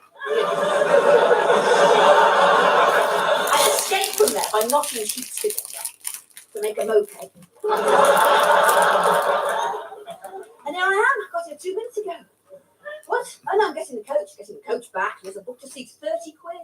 It's a bit expensive. It's a new luxury coach. It's got reclining seats, toilets, videos. So if you see me tonight, whizzing down the motorway, watching Whistle Down the Wind on a reclining toilet, give me a wave. But still give me a lift. What I loved about those stand-ups at the top of As Seen on TV is it just sounds like she's bumped into you in Tesco and she's just telling you an anecdote. And I love that because it makes you feel like she's arrived, she's letting you in, and then you're with her for the full show. Oh, and then I lost the contact lens in the pool, and they had to drain the whole pool, and I was in a bit of a rush, so I just grabbed the first thing I could see. I'm not sure this isn't a verruca. I think I learn most of what I do in stand-up from Victoria Wood. So I think the biggest thing I learned from her is to observe life around you, look at the ridiculousness of any situation that you're in. And I went to one of those parties once, those swapping parties, you know, people throw their car keys into the middle of the floor. I don't know who got my moped, but I drove that Peugeot. You knew exactly who she was, what her sense of humour was, what she found funny, and what you were in for from just those opening monologues. Someone said to me, "Am I speaking to Victoria Wood's secretary?" And I said, "Oh yes," trying to sound as if I'd nail varnish on. Stand-up remained at the heart of Victoria's comedy throughout her 40-year career. She sold out the Royal Albert Hall for 2 unprecedented 15-night runs, and she still holds the Hall's record for the longest run of shows by a female headline artist. Terrible for me, though. No housework. I mean, I love a bit of a poke round with the toilet brush first thing in the morning. Some people say that's not the best way to clean the teapot, but I don't care. There's nothing as wonderful as hitting a gag home in a theatre full of 5,000 people. There's nothing to beat that for purity and the whole essence of entertainment packed into that one little sentence that you've picked all those words and you've put them in the right order.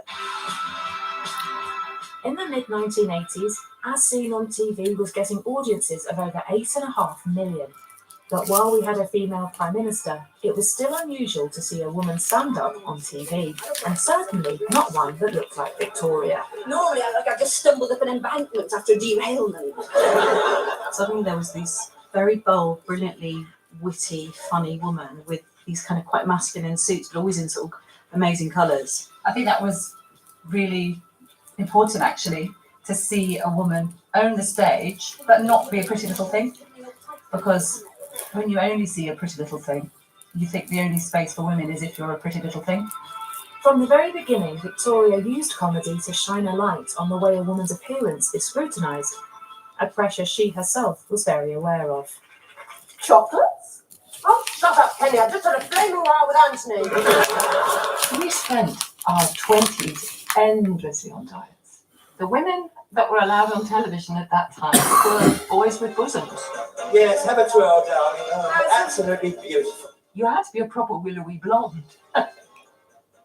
Hello, Victoria Wood. I've been talking about you outside. Do you think you're at all self-conscious because you are plumpish? Yeah, oh, I'm sure. I'm sure that's the main part of it, actually. Because it's just not accepted and most people don't like it. And so I'm self-conscious about it. But would you therefore want to lose weight, or do you try to lose weight, or do you not care? I don't care so much now. I think that's one thing that has been helped by being fairly successful in what I'm doing, and it becomes less and less relevant as time goes on. Being questioned on size, awful. It was a pretty dreadful time, but I think where Vic scored was she let go of it and she found a way of using her talent. Do you think you sometimes have helped yourself by writing the very thing that you're sensitive about? Because you have written songs about being fat. Yes, I have, and I've written 2 plays about it.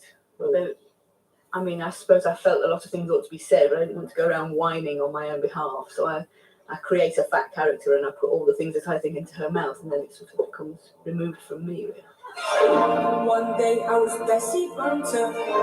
Who was she? She was just a punter. She was nobody.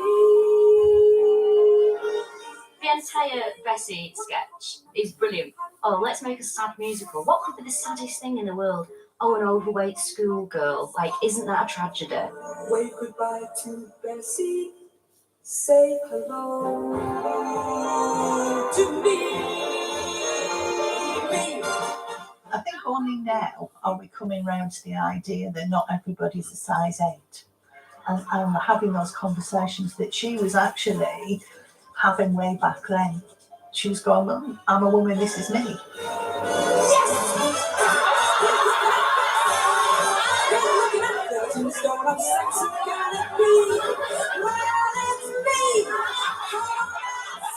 She's like, you know, I'm 13 stone and this is what a real woman looks like. She doesn't give a toss what you think. That's all.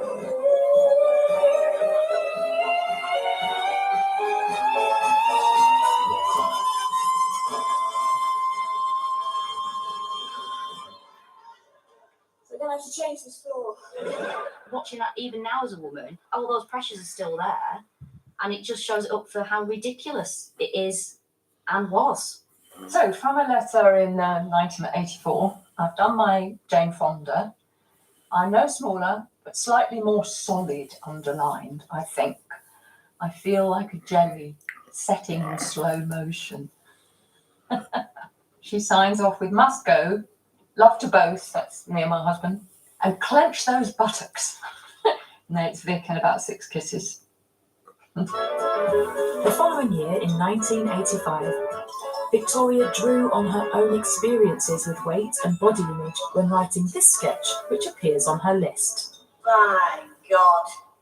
If her bum were a bungalow, she'd never get a mortgage on it. She's let it drop. I'll say. Never mind Nicky if she needs a safety net. She wants to do that Jane Fonda. That what? That exercise thing, Mnemobics. What's that? Our next door does it. We can hear it through grate. You have to clench those buttocks. Do you? She'll never get hers clenched. To take two big lads and a wheelbarrow. Who's she clenching them for, anyway? Hey, next door? No, she's remarried again. He's black with an Austin Maestro. She's someone to notice, then. Our Jack wouldn't. I tell you this, Liberace could come through in a long line bra and our Jack wouldn't twig on. First night of our honeymoon, I was lying in bed. He was making a hutch. What for? Bugger only knows. Only bloody animal we've got him. Filthy. I'm taking his trust down to Antiques Roadshow. You were separated, aren't you? Well, he's living at the loft. He's got the Lilo and the slow cooker with us. Now that's the blue of our Margaret shower curtain there. Where? Them Barry Spain's there. Our Margaret's coming off cap. She says it's dangerous. No, it's the pill. Is it? And to pop her a note through. Can you not phone? No, a doctor says I haven't to dial. Not scar on Mrs. Critchley, appendix? No, that's where she's nodded off on her Dick Francis. That's her from Flower Shop, isn't it? Oh, with yellow flip-flops on. Them are her feet, you trade. Ooh, itchy bony. Well, I'm not rubbing her down. Be like massaging a xylophone. Oh no, that's another drop dead in a cold plunge. The water's too cold. It's getting embarrassing. Men coming round to collect their wives and you're saying, I'm sorry she's dead, but here's her teeth in a jiffy bag. Oh, we're ready for a rundown. All right. Where's Luther? Dog's had it. Oh, well, this'll do. You break Vim. Because these were female characters written by a woman, you're seeing how women really interact. You're seeing women talk to each other in the way that women actually talk to each other, and not sort of a version of women that a man's written. You know, I've scoured this store from top to bottom. Can I find a side-winding thermal body belt? Can I? What did you want one for? Excuse me, I think you'll find there's spam on that. It was the first time we saw women kind of observe themselves and see themselves, you know, brilliantly drawn. Well, you know, she's colourblind, and there's only a gas mantle in the back. Colourblind? They can't tell red from blue. She once doctored into a brothel thinking it was a police station. She really was quite good about letting women be quite grotesque as well.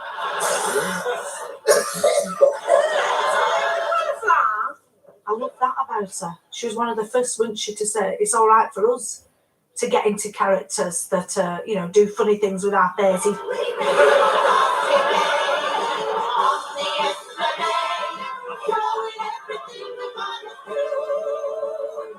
I love the sort of anarchy in some of those sketches and the chaos, that kind of uncontrolled exuberance.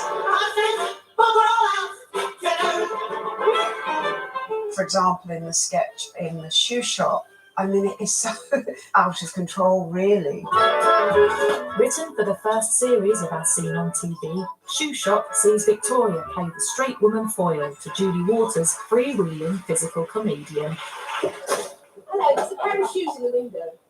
Yes, that's right, we do that because it's a shoe shop. They're all black lace at $15.99. Are they? Yes. Can I try them on? On your feet? Yes. All right, why not?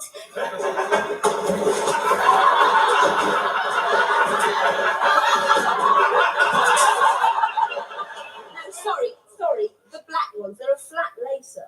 Oh, pardon? But those aren't flat. Better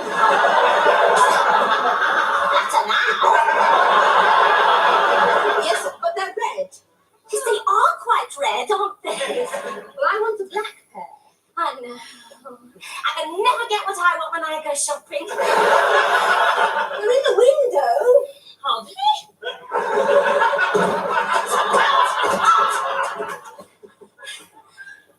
We think we've got hens in the skirting board. We've had droppings by the pop socks. Well, I think they're droppings. Mrs. Brinsley says they're Janine's licorice all sorts because she won't eat the black ones. What is it you wanted? Well, I want the black ones. No, they've been swept up. We don't think someone might come in asking for hen droppings in a shoe shop. Can I try on the black lace-ups in the window? Well, you can, but everyone in the street will be able to see you. Can you bring them in my size and I'll try them on here? Oh, all right, we're not busy. I'm 5.5. You're very tall. Do you take the My shoe size is 5.5. Do you have the black shoes in that size? Yes, we might have. But can you go in the stock room? Yes, I can go anywhere here. Toilets, backyard, they're very free and easy. I must help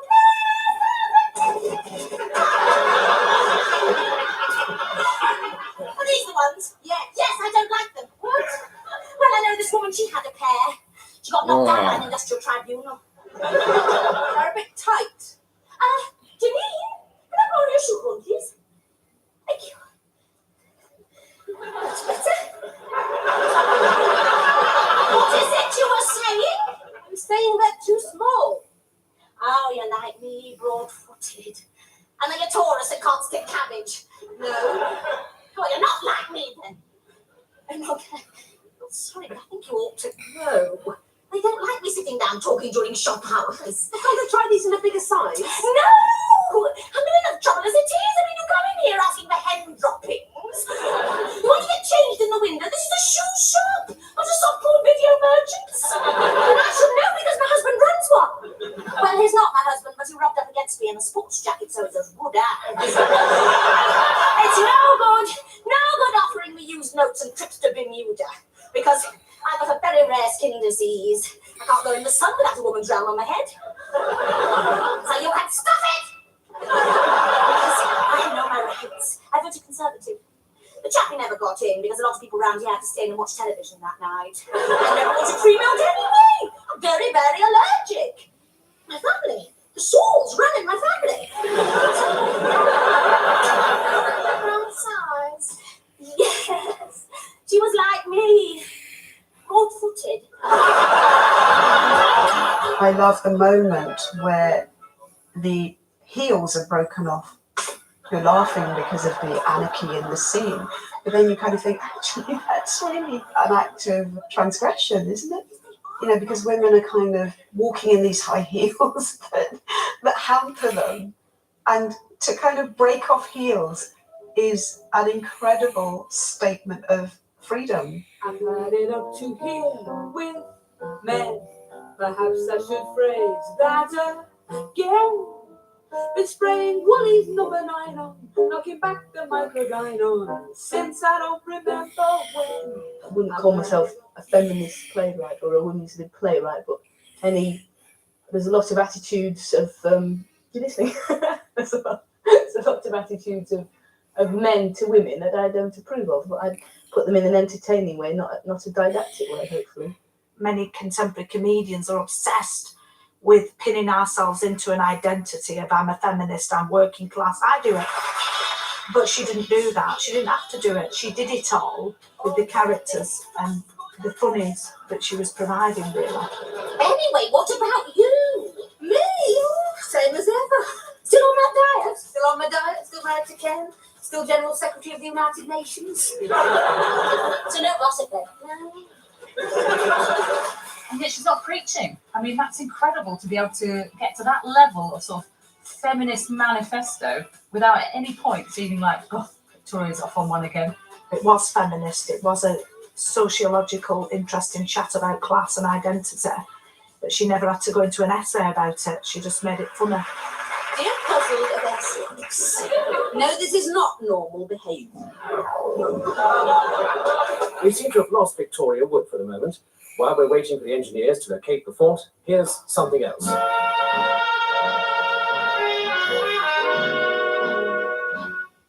Coronation Street is significant in TV history because it was absolutely female-led, that series. The first scene has 3 working-class northern women, and even, which would shock a TV commissioner even more now, quite old, which would be the dreaded threefer. I mean, they wouldn't want that, would they? Victoria Wood must have watched it in her teens, and I would argue it left its mark. Coronation Street certainly left its mark on Victoria, as she picked her note-perfect parody as one of her favourites for the list.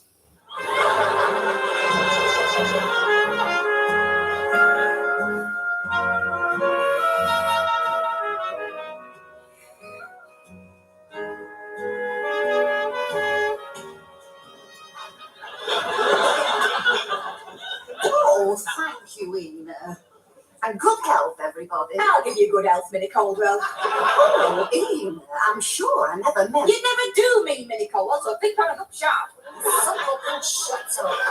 They're not scracking in this buggage and asking for Weatherfield bad up to Wheat Wall. It's a lovely milk stout, Ina. By the thump, Minnie Caldwell, you take the bound cake. Oh, leave it be, Miss Sharples. With a chip on your shoulder, that big Jackson's chippy couldn't come up with vinegar. Put a pikelet in it, Martha Longest, and you might say something to your own advantage. Happen a mighty, Miss Sharples. What's to do? Oh, yes, Ina. What's to do? Well, I keep my trap shut and Middle goes over. I like some folk I could mention, and you can pick up some very interesting conversations if you keep your hairnet jammed up against vestry wall. Oh, Miss Sharples, you weren't behind Mangle when they handed out steroids. Oh, Ina, what have you heard?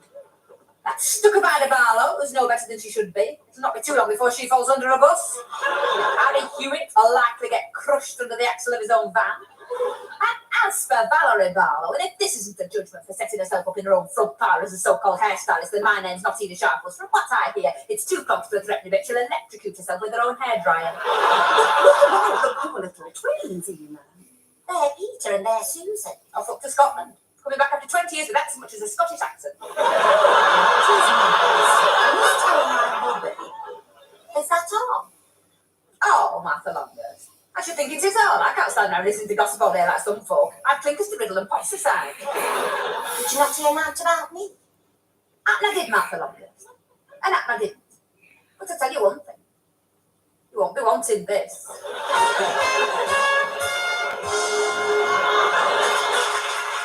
Get off the train in Sheffield, Barnsley, Liverpool, Manchester, Newcastle, and you hear people speak, you just start smiling because it's just the rhythm of it. And Victoria Wood captured that and was delighted by it. My favourite of her character is Kelly Marie Tunstall, who stands at a bus stop with a pen and says, she did. Oh my God. So October, I think I am. And they have tattoos of his arms, right? And Korea, microwave beer. He did. He said, do you want to drink or do you want to kick up the bum with an open-toed sandal? It's like, get you, Evan Andrews. He did. I did. I said, I'll have a pint of baby shop, some pork scratchings and a yellow cherry. And if I'm not here when they get back, I'll be in the toilet putting Idenil on my love bites. She can hear the rhythms, the way that people speak, which is why Kelly Marie Tunstall has the digga rhythm where she's just going, oh yeah, she did. It says, can I walk you home? He did. All of that stuff, it's a particular rhythm. And that's, I think, the secret to her extraordinary dialogue. It says, Kelly Marie Tunstall, just because I have tattoos and an airy navel button, does not mean I do not have the instincts of an English gentleman. Please believe me when I say I will be happy to escort you to your abode of residence, asking nothing in return but the chance of seeing you again. He did. No, he didn't. He caught his button and had to pay for me on light cheese.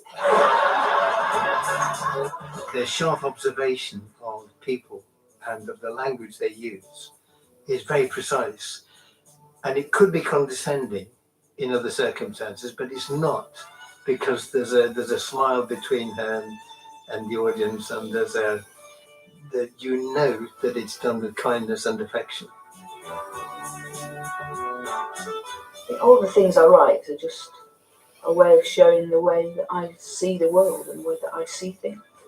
I can only do that if I'm as observant as possible and I keep my ears and eyes open wherever I go. The scene I particularly like is the one with, I think they're called Carl and Gail, the couple in one of those seaside shelters. We've all sat there in the rain, wondering why we're so far from home, when all is dismal around you and there's probably someone else's chips under the bench. And that scene works really well for me. Carl, when we get married, where will we live? Well, we're living in my mum's sideboard, aren't we? Yeah, but after that, shall we have a house? Nah, penthouse flat. What's that? It's got fur rugs, hasn't it? What colour? Well, it depends, doesn't it? If it's off an animal, it'll be animal coloured, won't it? Oh, there's orange. Where is it? What? This flat. Well, they're all in London, aren't they? And there's 2 in the Isle of Man. Is that the same as France? France is abroad, isn't it? They have different bread and all sorts. Different all sorts? You mean not licorice? Anyway, they're on roof. Oh. Penthouse flats. Well, I'm not living on a roof. I mean, knitting all rolled into guttering. Who's been telling you about guttering? You did. When we were saying goodnight last night, we snuggled up. And you said you had something to tell me. You told me about guttering. Yeah, well, I won't always be that romantic. Okay. Well, I have so much of her stuff in my head all the time. My writing partner, one of my best friends, is called Carl. So I spend a lot of my life going, Carl! Carl! What? And in my life as a TV director and so on, an awful lot of stuff is pushed around from set to set on trolleys. Somebody came up to me on set 2 days ago with a trolley, and I said, "Is it on the trolley?" Is it on the trolley? And then I realised, oh, you're in your 20s. You have no idea what I'm talking about. But it's a compulsion. The good casters, aren't they? Victoria's comedy delighted in celebrating our everyday lives, and what could be more traditional than fish and chips on a Friday night, which Victoria used to create a musical comedy trip to the local chippy. At the Chippy is one of her best songs, I think, because it shows us working class girls, which we don't get to see working class teenage girls, or especially back then, in such a funny and light way. I remember the first time seeing At the Chippy, and I was really, really young, and I just found it absolutely hilarious because I was like, oh my God, this is a song about something that we do. It was such a ritual, like a Friday or Saturday night, you go to the Chippy. And to hear this hilarious celebratory song about it was amazing. Because, let's face it, it's one of the best places. I mean, I can't believe how much I've lit up talking about the Chippy. It's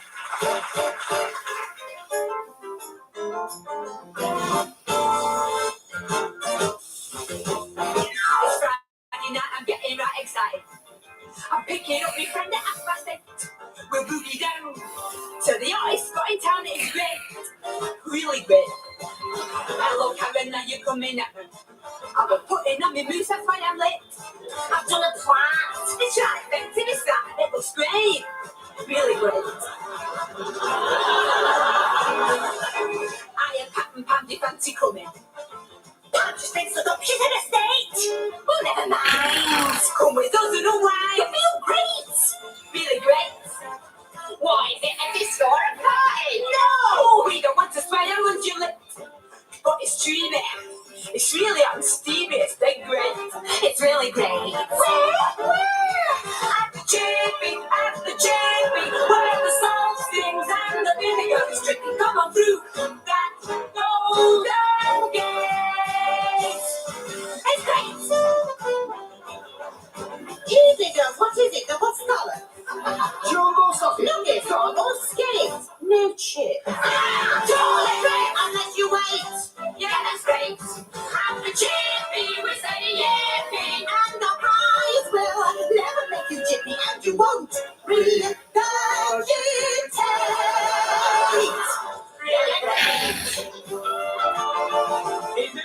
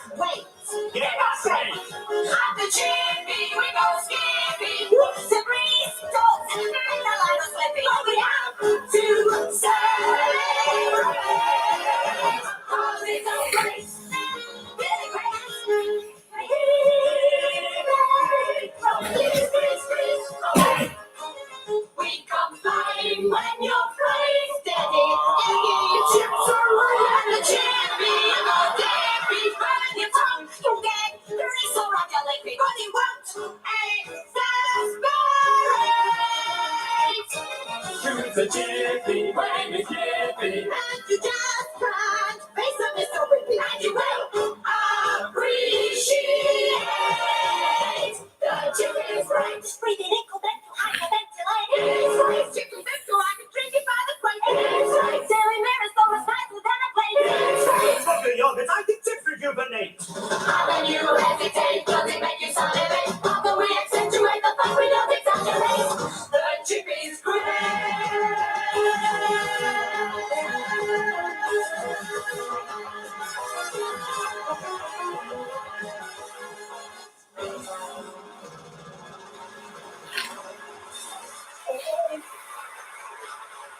So, from a letter in 1986, she says, I don't feel very coherent, excuse me. I've been working my arse off on the series. Spent 3 weeks casting and living in Alexi Sale's basement, which had just been flooded and felt rather miserable. Now we're filming, I'm not in most of the film, so I run errands and jolly people along. Rather tiring, so I feel I haven't had enough of a break to put my brains together, but no matter. But that's so typical. She'd always be like, but we soldier on. I think she had to have had enormous ambition and drive and self-belief. Now, obviously, that is within the parameters of what you can have as an English person. So there'll be a lot of doubt there, and there'll be a lot of feeling like, am I going to get found out? But nonetheless, there was enough drive and enough steel in her to be able to back herself to write all this stuff. Get confident from knowing your job, really. So the confidence that everybody's got, because they know, they've worked through certain problems and they know how to overcome them. And the more I work, the more I know, the more I know what I want to do, I suppose. And the less frightened I am that people won't like me. Victoria's creative confidence is evident in the iconic waitress, otherwise known as Two Soups, which has rarely been seen in full since its first broadcast in December 1986. Two Soups is 6 minutes with very little dialogue.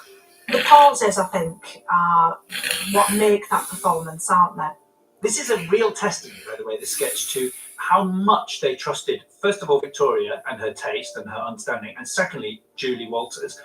Because written down on paper, that sketch is nothing that would set the world on fire, nothing to make anybody go, yeah, we should definitely spend some money on this. When she wrote that sketch, she knew what Julie Walters was going to do with it and could do with it. And Julie's just brilliant. Give Julie more time. The more time you give Julie to be as fabulous as she is, the better, isn't it?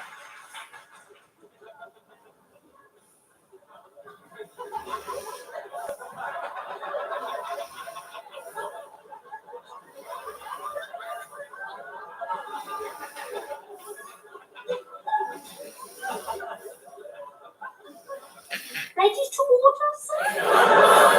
Madam? Jane? Yes, what's the soup of the day, please? I'll just go find out.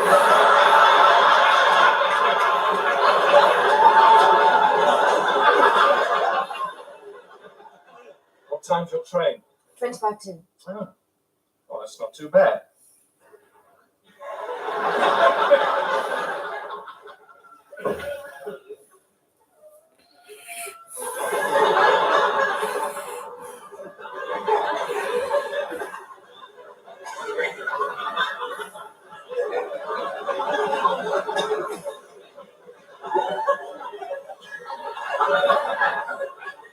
Ready toward us?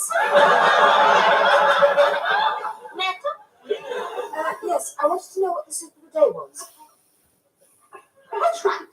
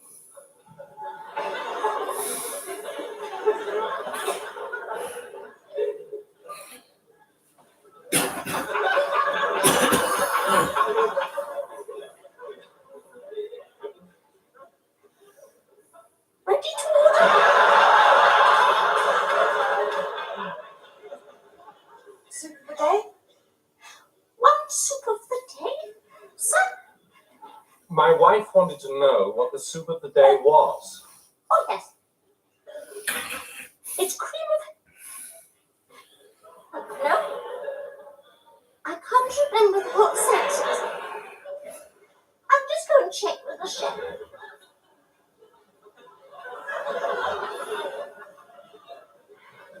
Look, let's just have it, shall we? Whatever it is, we'll be here all day. Waitress, we'll have the soup anyway. We'll have the 2 soups anyway. I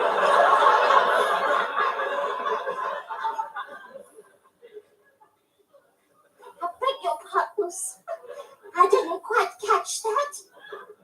We'll have 2 soups. 2 soups.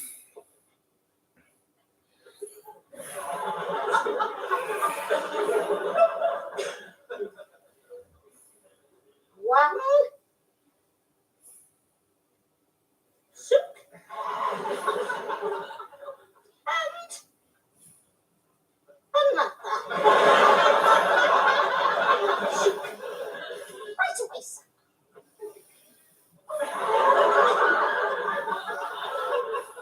Look, let's just have a main course, shall we? Skip the soup. Shall we? Yes, tell them. Waitress, I'm sorry. We've changed our minds. Yes,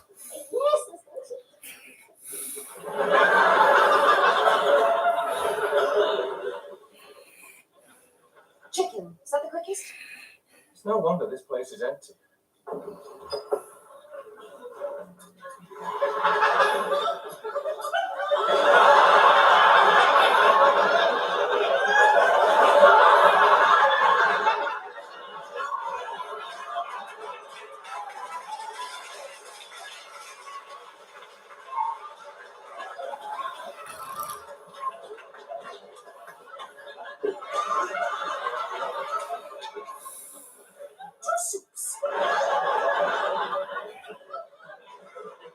I don't believe this. These are empty. Waitress! Oh, God preserves. Look, we'll have to go.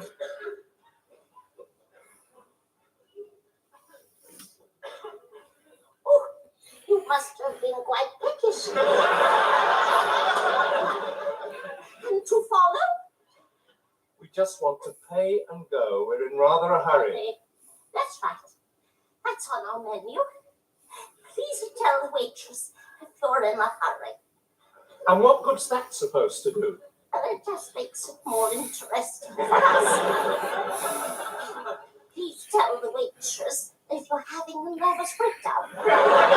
Please tell the waitress if you're related to Shirley Abercrombie. Look, where do we pay? At the desk round the corner, sir. Hope you enjoyed your meal, sir. No tip. Bastards. Best light entertainment performance, Clive. They were all good, but I'm glad to say the winner is Victoria Wood. Despite having won 2 BAFTAs for the first series, Victoria decided that the second series of As Seen on TV would be the last. Well, I only do one performance, so it's very nice to get a prize for it. Thank you very much. This also meant a brutal end for 2 of the stars of Acorn Antiques. Local news. Brian Taylor, new go-ahead producer of the television soap opera Acorn Antiques, today announced the sudden axing of 2 of the longest-running characters. The actors who play Mr. Clifford and Mrs. Overall are said to be hurt and dismayed. Winthrop Tuesday spoke to them earlier today. How do you feel? No comment, gentlemen. Were you expecting to be fired? I would not expect to be kicked. That shows my life. And because Acorn Antiques is live and our news is recorded 3 weeks in advance, settle back and watch the final performances of Mr. Clifford and Mrs. Overall as we go over to that little shop on the outskirts of Manchesterford.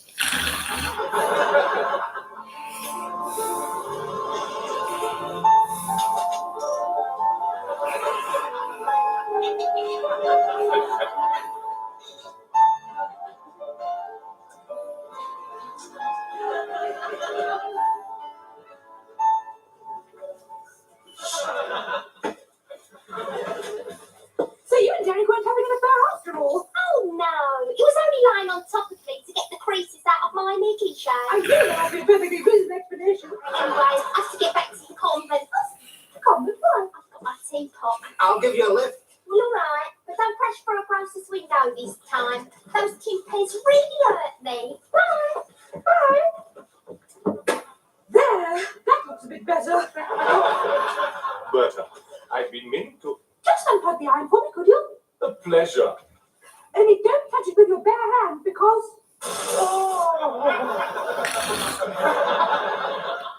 Because it's faulty. What was that heart-rending screaming? Somebody was being electrocuted. Oh, no, got it. Is it dead? Oh, put it this way, Miss Berta. I needn't have bothered rinsing out the extra milk. No, Clifford will never touch your macaroons again. What was that terrible noise? It sounded like a tray of coffee being dropped on someone who's just been electrocuted.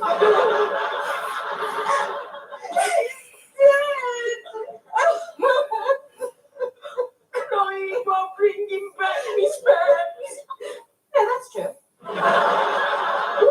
We all have a delicious mug of my homemade sherry and a couple of sausage dumplings. Yes, Mrs. O, don't we?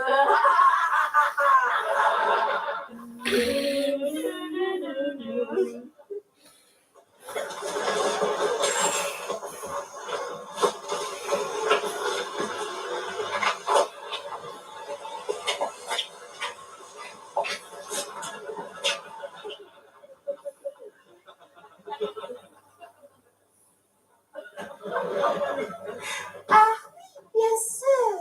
J'aime beaucoup le welcome aussi. Naturellement. Au revoir.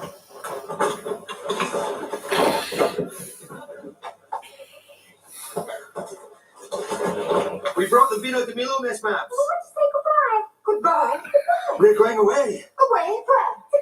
Together when? We're going overland to Morocco. You're going overland to Morocco? Why? Ow, what's wrong, Babs? It's Derek and Trixie. They're going away, travelling overland to Morocco together. Derek and Trixie are overland travelling away to Morocco together, but why? Everyone says you can get really nice jumpsuits. Bye.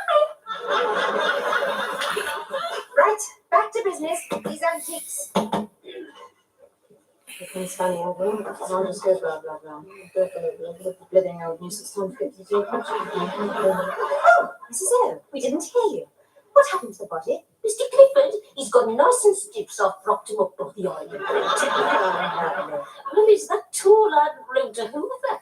What's that delicious smell? That'll be my macaroons. I've had them on a low light since Wednesday. Sliced them finely, or somebody might chop to death. I don't think she heard me. What's wrong, Mrs. O?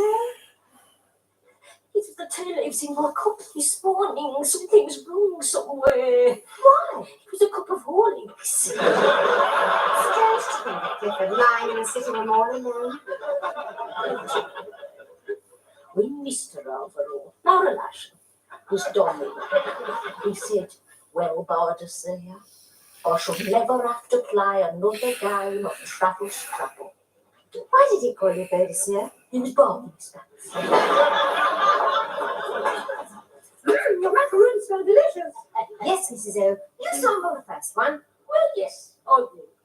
But just in case something should happen when I bite into it, I'd just like to say what I feel for our qualities and the facts what we feel. I'm only a simple woman, but now I'll live rules and life-saving certificates. Never been abroad or fully participated in a sonic conference. But I've got feelings. What I feel for you, Miss Pat, and you, Miss Berta, is nothing more or less than plain, simple, cold. Oh, she's choking on her own macaroon.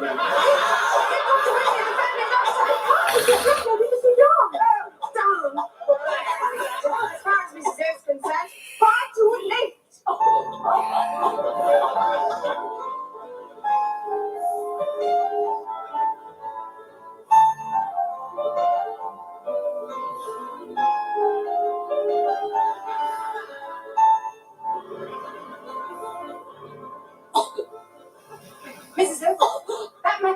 just choked on. I'm going to send the recipe to the Weekly News. Oh,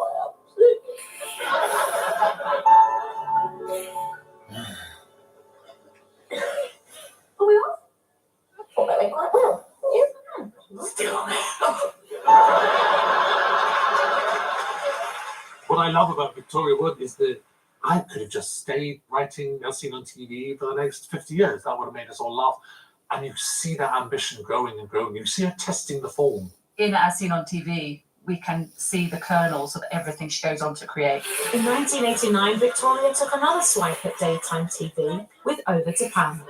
I've got 10 O-levels, 5 A-levels, a BA, an MA, a PhD, grade 8 core anglais, a wig, and an insatiable desire to expose hypocrisy, amateurism, and plain economy-sized rudeness on land, sea, or television studio. She starts making films and one-off dramas, and you can see how they develop. Hatton Margaret could be a sketch in As Seen on TV. A sex life? You've had a sex life? Where have you had it? On your bed. Not on the eider down. What Victoria did was really hone her craft as a writer of narrative comedy. He's a great big man, do you know what I mean? I love Dinner Ladies. I can remember when Dinner Ladies was transmitting how everyone was dying for the next episode. Because it worked as a story as well. It wasn't just half an hour sitcom. Victoria also resurrected Mrs. Overall and Acorn Antiques, drawing on her musicality to create a West End musical, before going on to write and direct an authentic Northern love story in That Day We Sang. We've nothing to lose, we're young with the blues, we're spreading the news, we know that it's true, we're telling it to the people we meet. I think one of our most glorious pieces is That Day We Sang.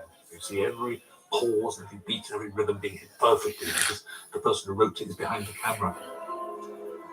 But perhaps most impressively, the woman who had won 3 BAFTAs for As Seen on TV went on to pick up the awards for leading actress and single drama for Housewife 49, the film she wrote, starred in, and executive produced. She was able to turn to drama and do it brilliantly. Housewife 49 is heartbreaking, actually. I'm fine. You're not fine, though. I think that darkness and sadness that ticked away from comedy actually starts rising up and takes centre stage, and it's powerful when it does. Nobody to talk to. I don't have a sympathetic, loving, interested friend. I don't have that person. I only have you.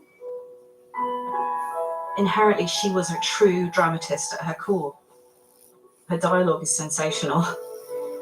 There's a talent that you have that it's so strong within you that really you owe it to yourself and whoever gave it this talent to you to make the best of it. And I think that's really all Victoria did. She's encouraging kind of everybody and definitely encouraging women, and just her life encourages women. Her life says this is what the woman can do.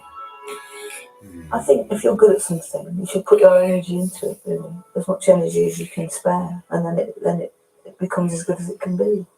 I don't want to sort of fritter it all away on other things that aren't important. She said ambition is a good thing. Success doesn't have to be the domain of men, and sheer talent and being proud of that doesn't have to be the domain of men. And I think that's why I love her. She had a lot to say, and she said it. She allowed other women to say it too. Victoria Wood blazed a trail, not just for women, because she always gets, the best female comedian, actually she was just one of the best comedians, I doubt that I would be a stand-up comedian today if Victoria Wood hadn't have existed. It's a lovely thing if you have a job that is life enhancing in some way. So I feel very, really, really fortunate to have had that job.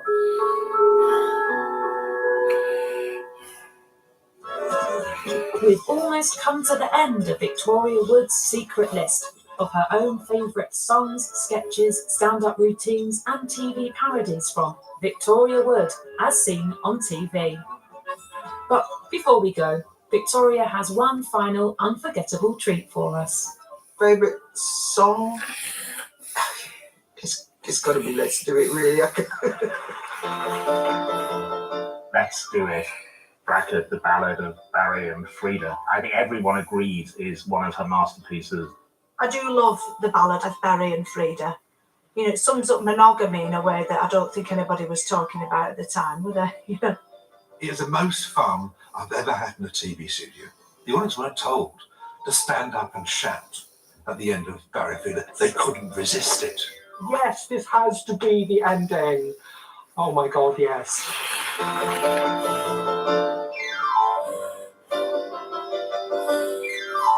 That very intricate structure, it's a triple rhyme, which is really hard to do. Rhyme, rhyme, rhyme.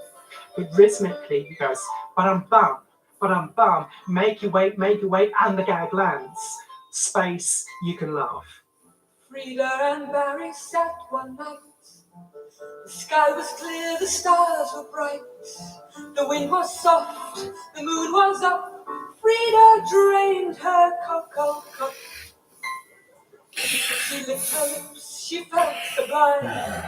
She switched off Garden's question time. Barry cringed in fear and dread as Frida grabbed his tie and said, let's do it do it while the mood is right. I'm feeling, I really got an appetite. I'm on fire, with desire, I can handle half the tennis in the male voice choir. Let's do it tonight. But he said, I can't do it, I don't believe in too much sex. This fashion for passion turns into nervous stress. No derision, my decision, I'd rather watch the spinners on the television. I can't do it tonight. So she said, let's do it till our hearts go ooh. Go native, creative, living in the living room. This folly, this jolly, bend me over backwards on me hostess trolley. Let's do it tonight. I can't do it, my heavy breathing days is gone. I'm older, feel colder, it's other things that turn me on. I'm imploring, I'm pouring, let me read this catalogue of vinyl flooring. I can't do it tonight. Let's do it, have a crazy night of love. I'll strip bare, I'll just wear stilettos and an oven glove. Don't starve a girl, if I lava, jangle from the wardrobe in your balaclava. Let's do it tonight. I can't do it, I know we'd only get it wrong. Don't angle, to make it angle, my arms have never been that strong. Stop pouting, stop shouting, you know I pulled a muscle when I did that grouting. I can't do it tonight. Let's do it, share a nice wild romance. Frenetic, poetic, this could be your last big chance. Scrump Milton, Sweet Stilton, rolling gay abandoned on the ducted Wilson. Let's do it tonight. I can't do it, I've got other little jobs on hand. Stop grouse around the house, I've got a busy evening planned. Stop nagging, I'm flagging, you know as well as I that the pipes need lagging. I can't do it tonight. Let's do it while I'm really in the mood. 3 cheers, it's years since the country went semi-nude. Gymnastic, wear your baggy weapons with the loose elastic. Let's do it tonight. I can't do it, so much refuse to get undressed. I feel sore, it's too chilly to go without your thermal vest. Don't choose me, don't use me, your mother said to not say you must excuse me. I can't do it tonight. Let's do it, I feel the absolutely must. I won't accept you, want to tempt you, want to drive your blood with lust. No caution, just contortion, spirit never can look in our portion. Let's do it tonight. I can't do it, it's really not my cup of tea. I'm harassed, embarrassed, I wish you hadn't picked on me. No barter, no starter, I'm feeling about the century since Jimmy Carter. I can't do it tonight. Let's do it.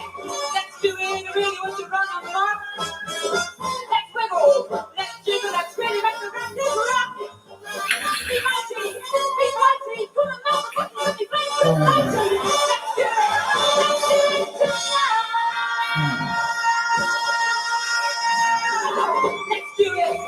do it. I really want you dance to the rain.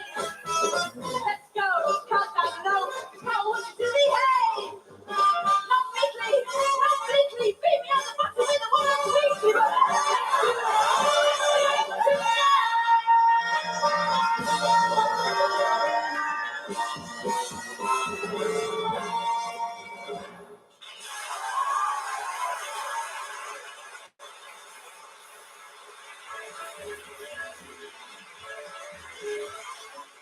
From the News Quiz to the Now Show and Dead Ringers, full-on satirical fun with Friday night comedy from Radio 4. Listen now on BBC Sounds.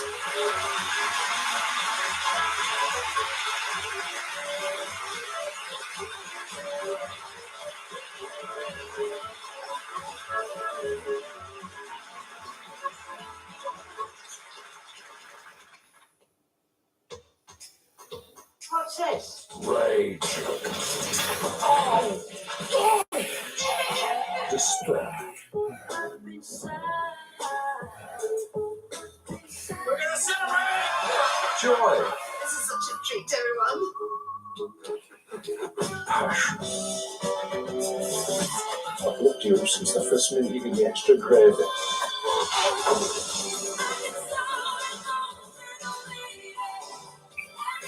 For whatever you feel, impactful dramas, Wednesdays on BBC 4 and iPlayer.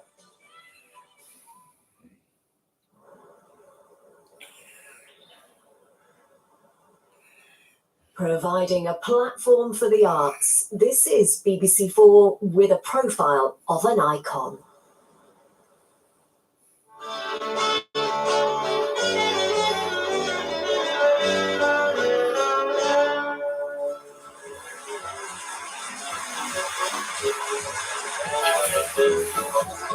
Victoria Wood in her recent TV show, which she appeared in and wrote herself. Well, I've had a very exciting day today, as you know. Piece of paper, pen, little notebook with maybe an idea and a half in it. And I sit here until about 6 o'clock. And I try and write about 5 minutes worth. We'll have more needlework hints next week when Philippa will be showing us how to stitch up the mouth of a talkative friend or relative. I was in meat packing before, then an overall comfrey for company. I brought my guitar, so any peculiar wailing noises you hear through the wall, that'll be me. Family planning, can I help? So some of it will be, you'll think, oh yes, that's a good idea for a sketch. And it'll be a good idea and it'll work. And you'll be able to sit down and you'll just write it. And 3 hours later, you've got a good sketch. Or you might have half an idea and you might write it and it's not very good, but you can rewrite it and it gets better. Or you might have no ideas at all and you might just write anything. And sometimes that works out. Carl, What? do you know the facts of life? Some of them. Which ones do you know? Gravy. I know how that's made. Know where my mum's apron is. Do you know where babies come from? Of course I do. They come from women. How come? Don't ask me. You want to send off for a pamphlet. Sometimes when you're in the depths of despair, you think I've forgotten how to write and I'm going to have to give this up and work on the bins if they'll have me. Sometimes like a block moves away from your brain and you can suddenly write and you're suddenly writing jokes. Oh, it was all clogs on cobbles. You could hardly hear yourself coughing up blood.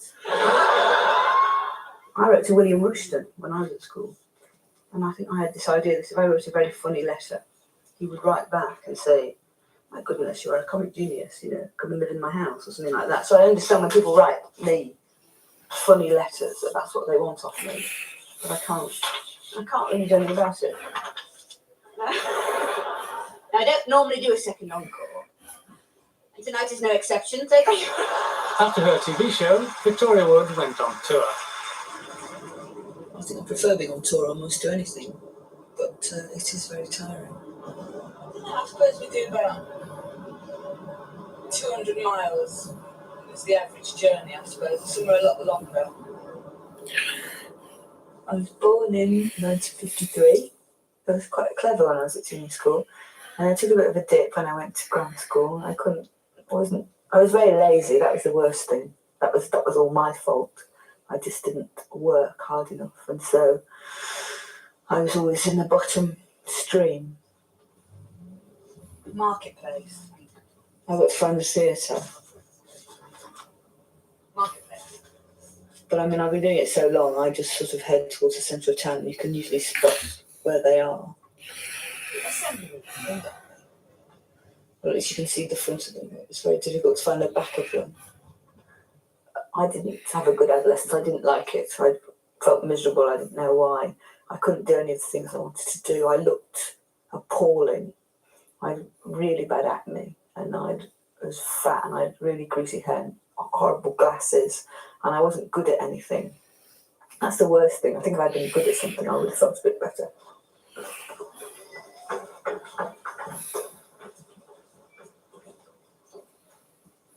Blimey. For playing bingo.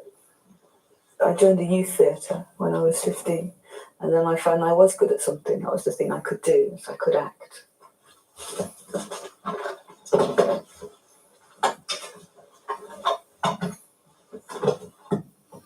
No, I didn't get into drama school because they said I had a deformed jaw. Because my jaw isn't aligned with my top and bottom teeth aren't in a line, the one that goes to the side. And they said, right, sorry, you've got a sibilant S, which of course means you can't act. So I didn't get in there. So the only place I did get in was Birmingham University to read drama. It was the only university that offered me a place because of I only had, 2 O levels and a diving certificate, so you can't really blame them.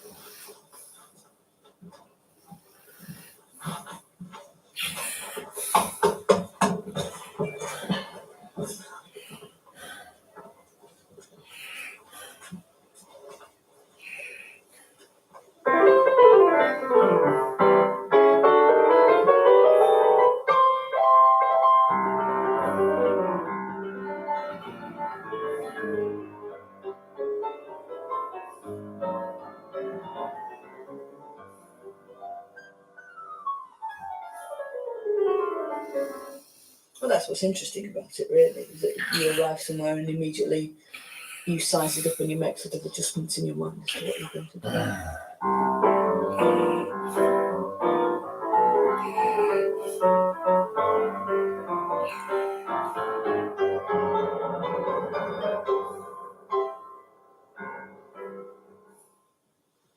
It's all right. It's all right. It's not the sort you can complain about. I mean, it's got all its legs. Funny place. The official big break was New Faces, because I went on New Faces as soon as I graduated and I won. And within about 3.5 minutes from winning, I had a manager, an agent, a publishing contract, and quite a few offers of work coming in. That's Life came within that period. When you rub bits of playground in your girlfriend's hair. And I thought because it was a television programme, you had to wear a dress, so I didn't have any dresses. And I had one dress. I had a big, horrible smock, like a sort of marquee. It was a real worry, I thought it would be sort of punished if you didn't wear a dress. I don't know why. I wouldn't do it now.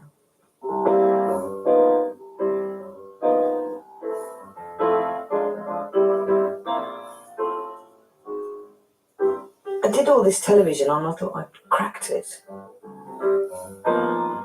And then 2 years later, I was still in my bedsit and still on the dole, so it wasn't as good a break as it looked.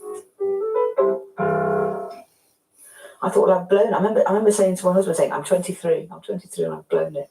I'm too old to start again. It seems a bit silly now, but I really thought that. Too old at 23. Every day that I've got a show, I'll go through all the songs. We think if I don't play through them, I'll forget them. And this has proved to be the case.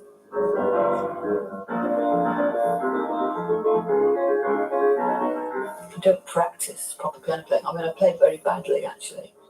As you know, when I'm on stage, I'm twisted round so that I can keep my face to the audience. And my hands are down here, stuck here behind my bosom, you see. So there's there's not a lot of room to manoeuvre anyway. So I don't, and I'm singing, and thinking, what happens next? And I've got to stand up and I've got to do all this and I'm smiling and I'm trying to put it over.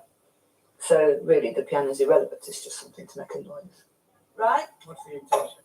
Yeah, just to get the sound right, to match the piano and the voice together.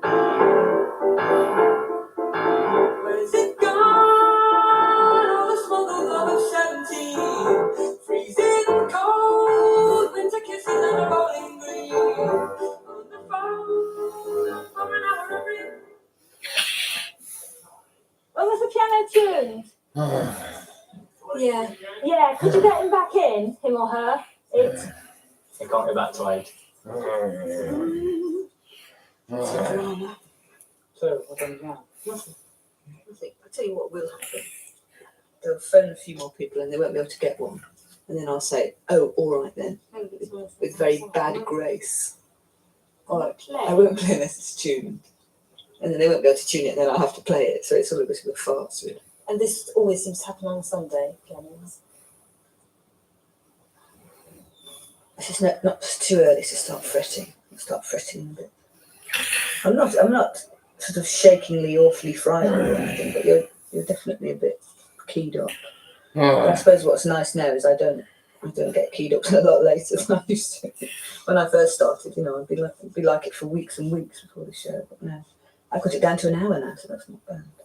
You get confident as you get older anyway, and you get confident from knowing your job, really. So the confidence that everybody's got, because they know, they've worked through certain problems and they know how to overcome them.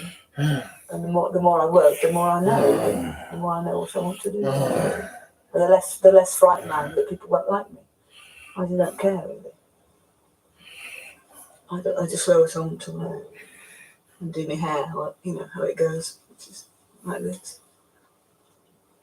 You mentioned husband. I tell him about it, yes. His name's Jeffrey and he's a magician and his stage name is The Great Surprender. And we've been together for 9 years. It's not that I'm entirely reliant on him to do what I do, but it makes a tremendous difference having somebody on your side at the beginning. But you still work as a solitary person. Perhaps you don't see much of him. Well, when we were both out of work, we were together 24 hours a day, all the time, which was great, actually.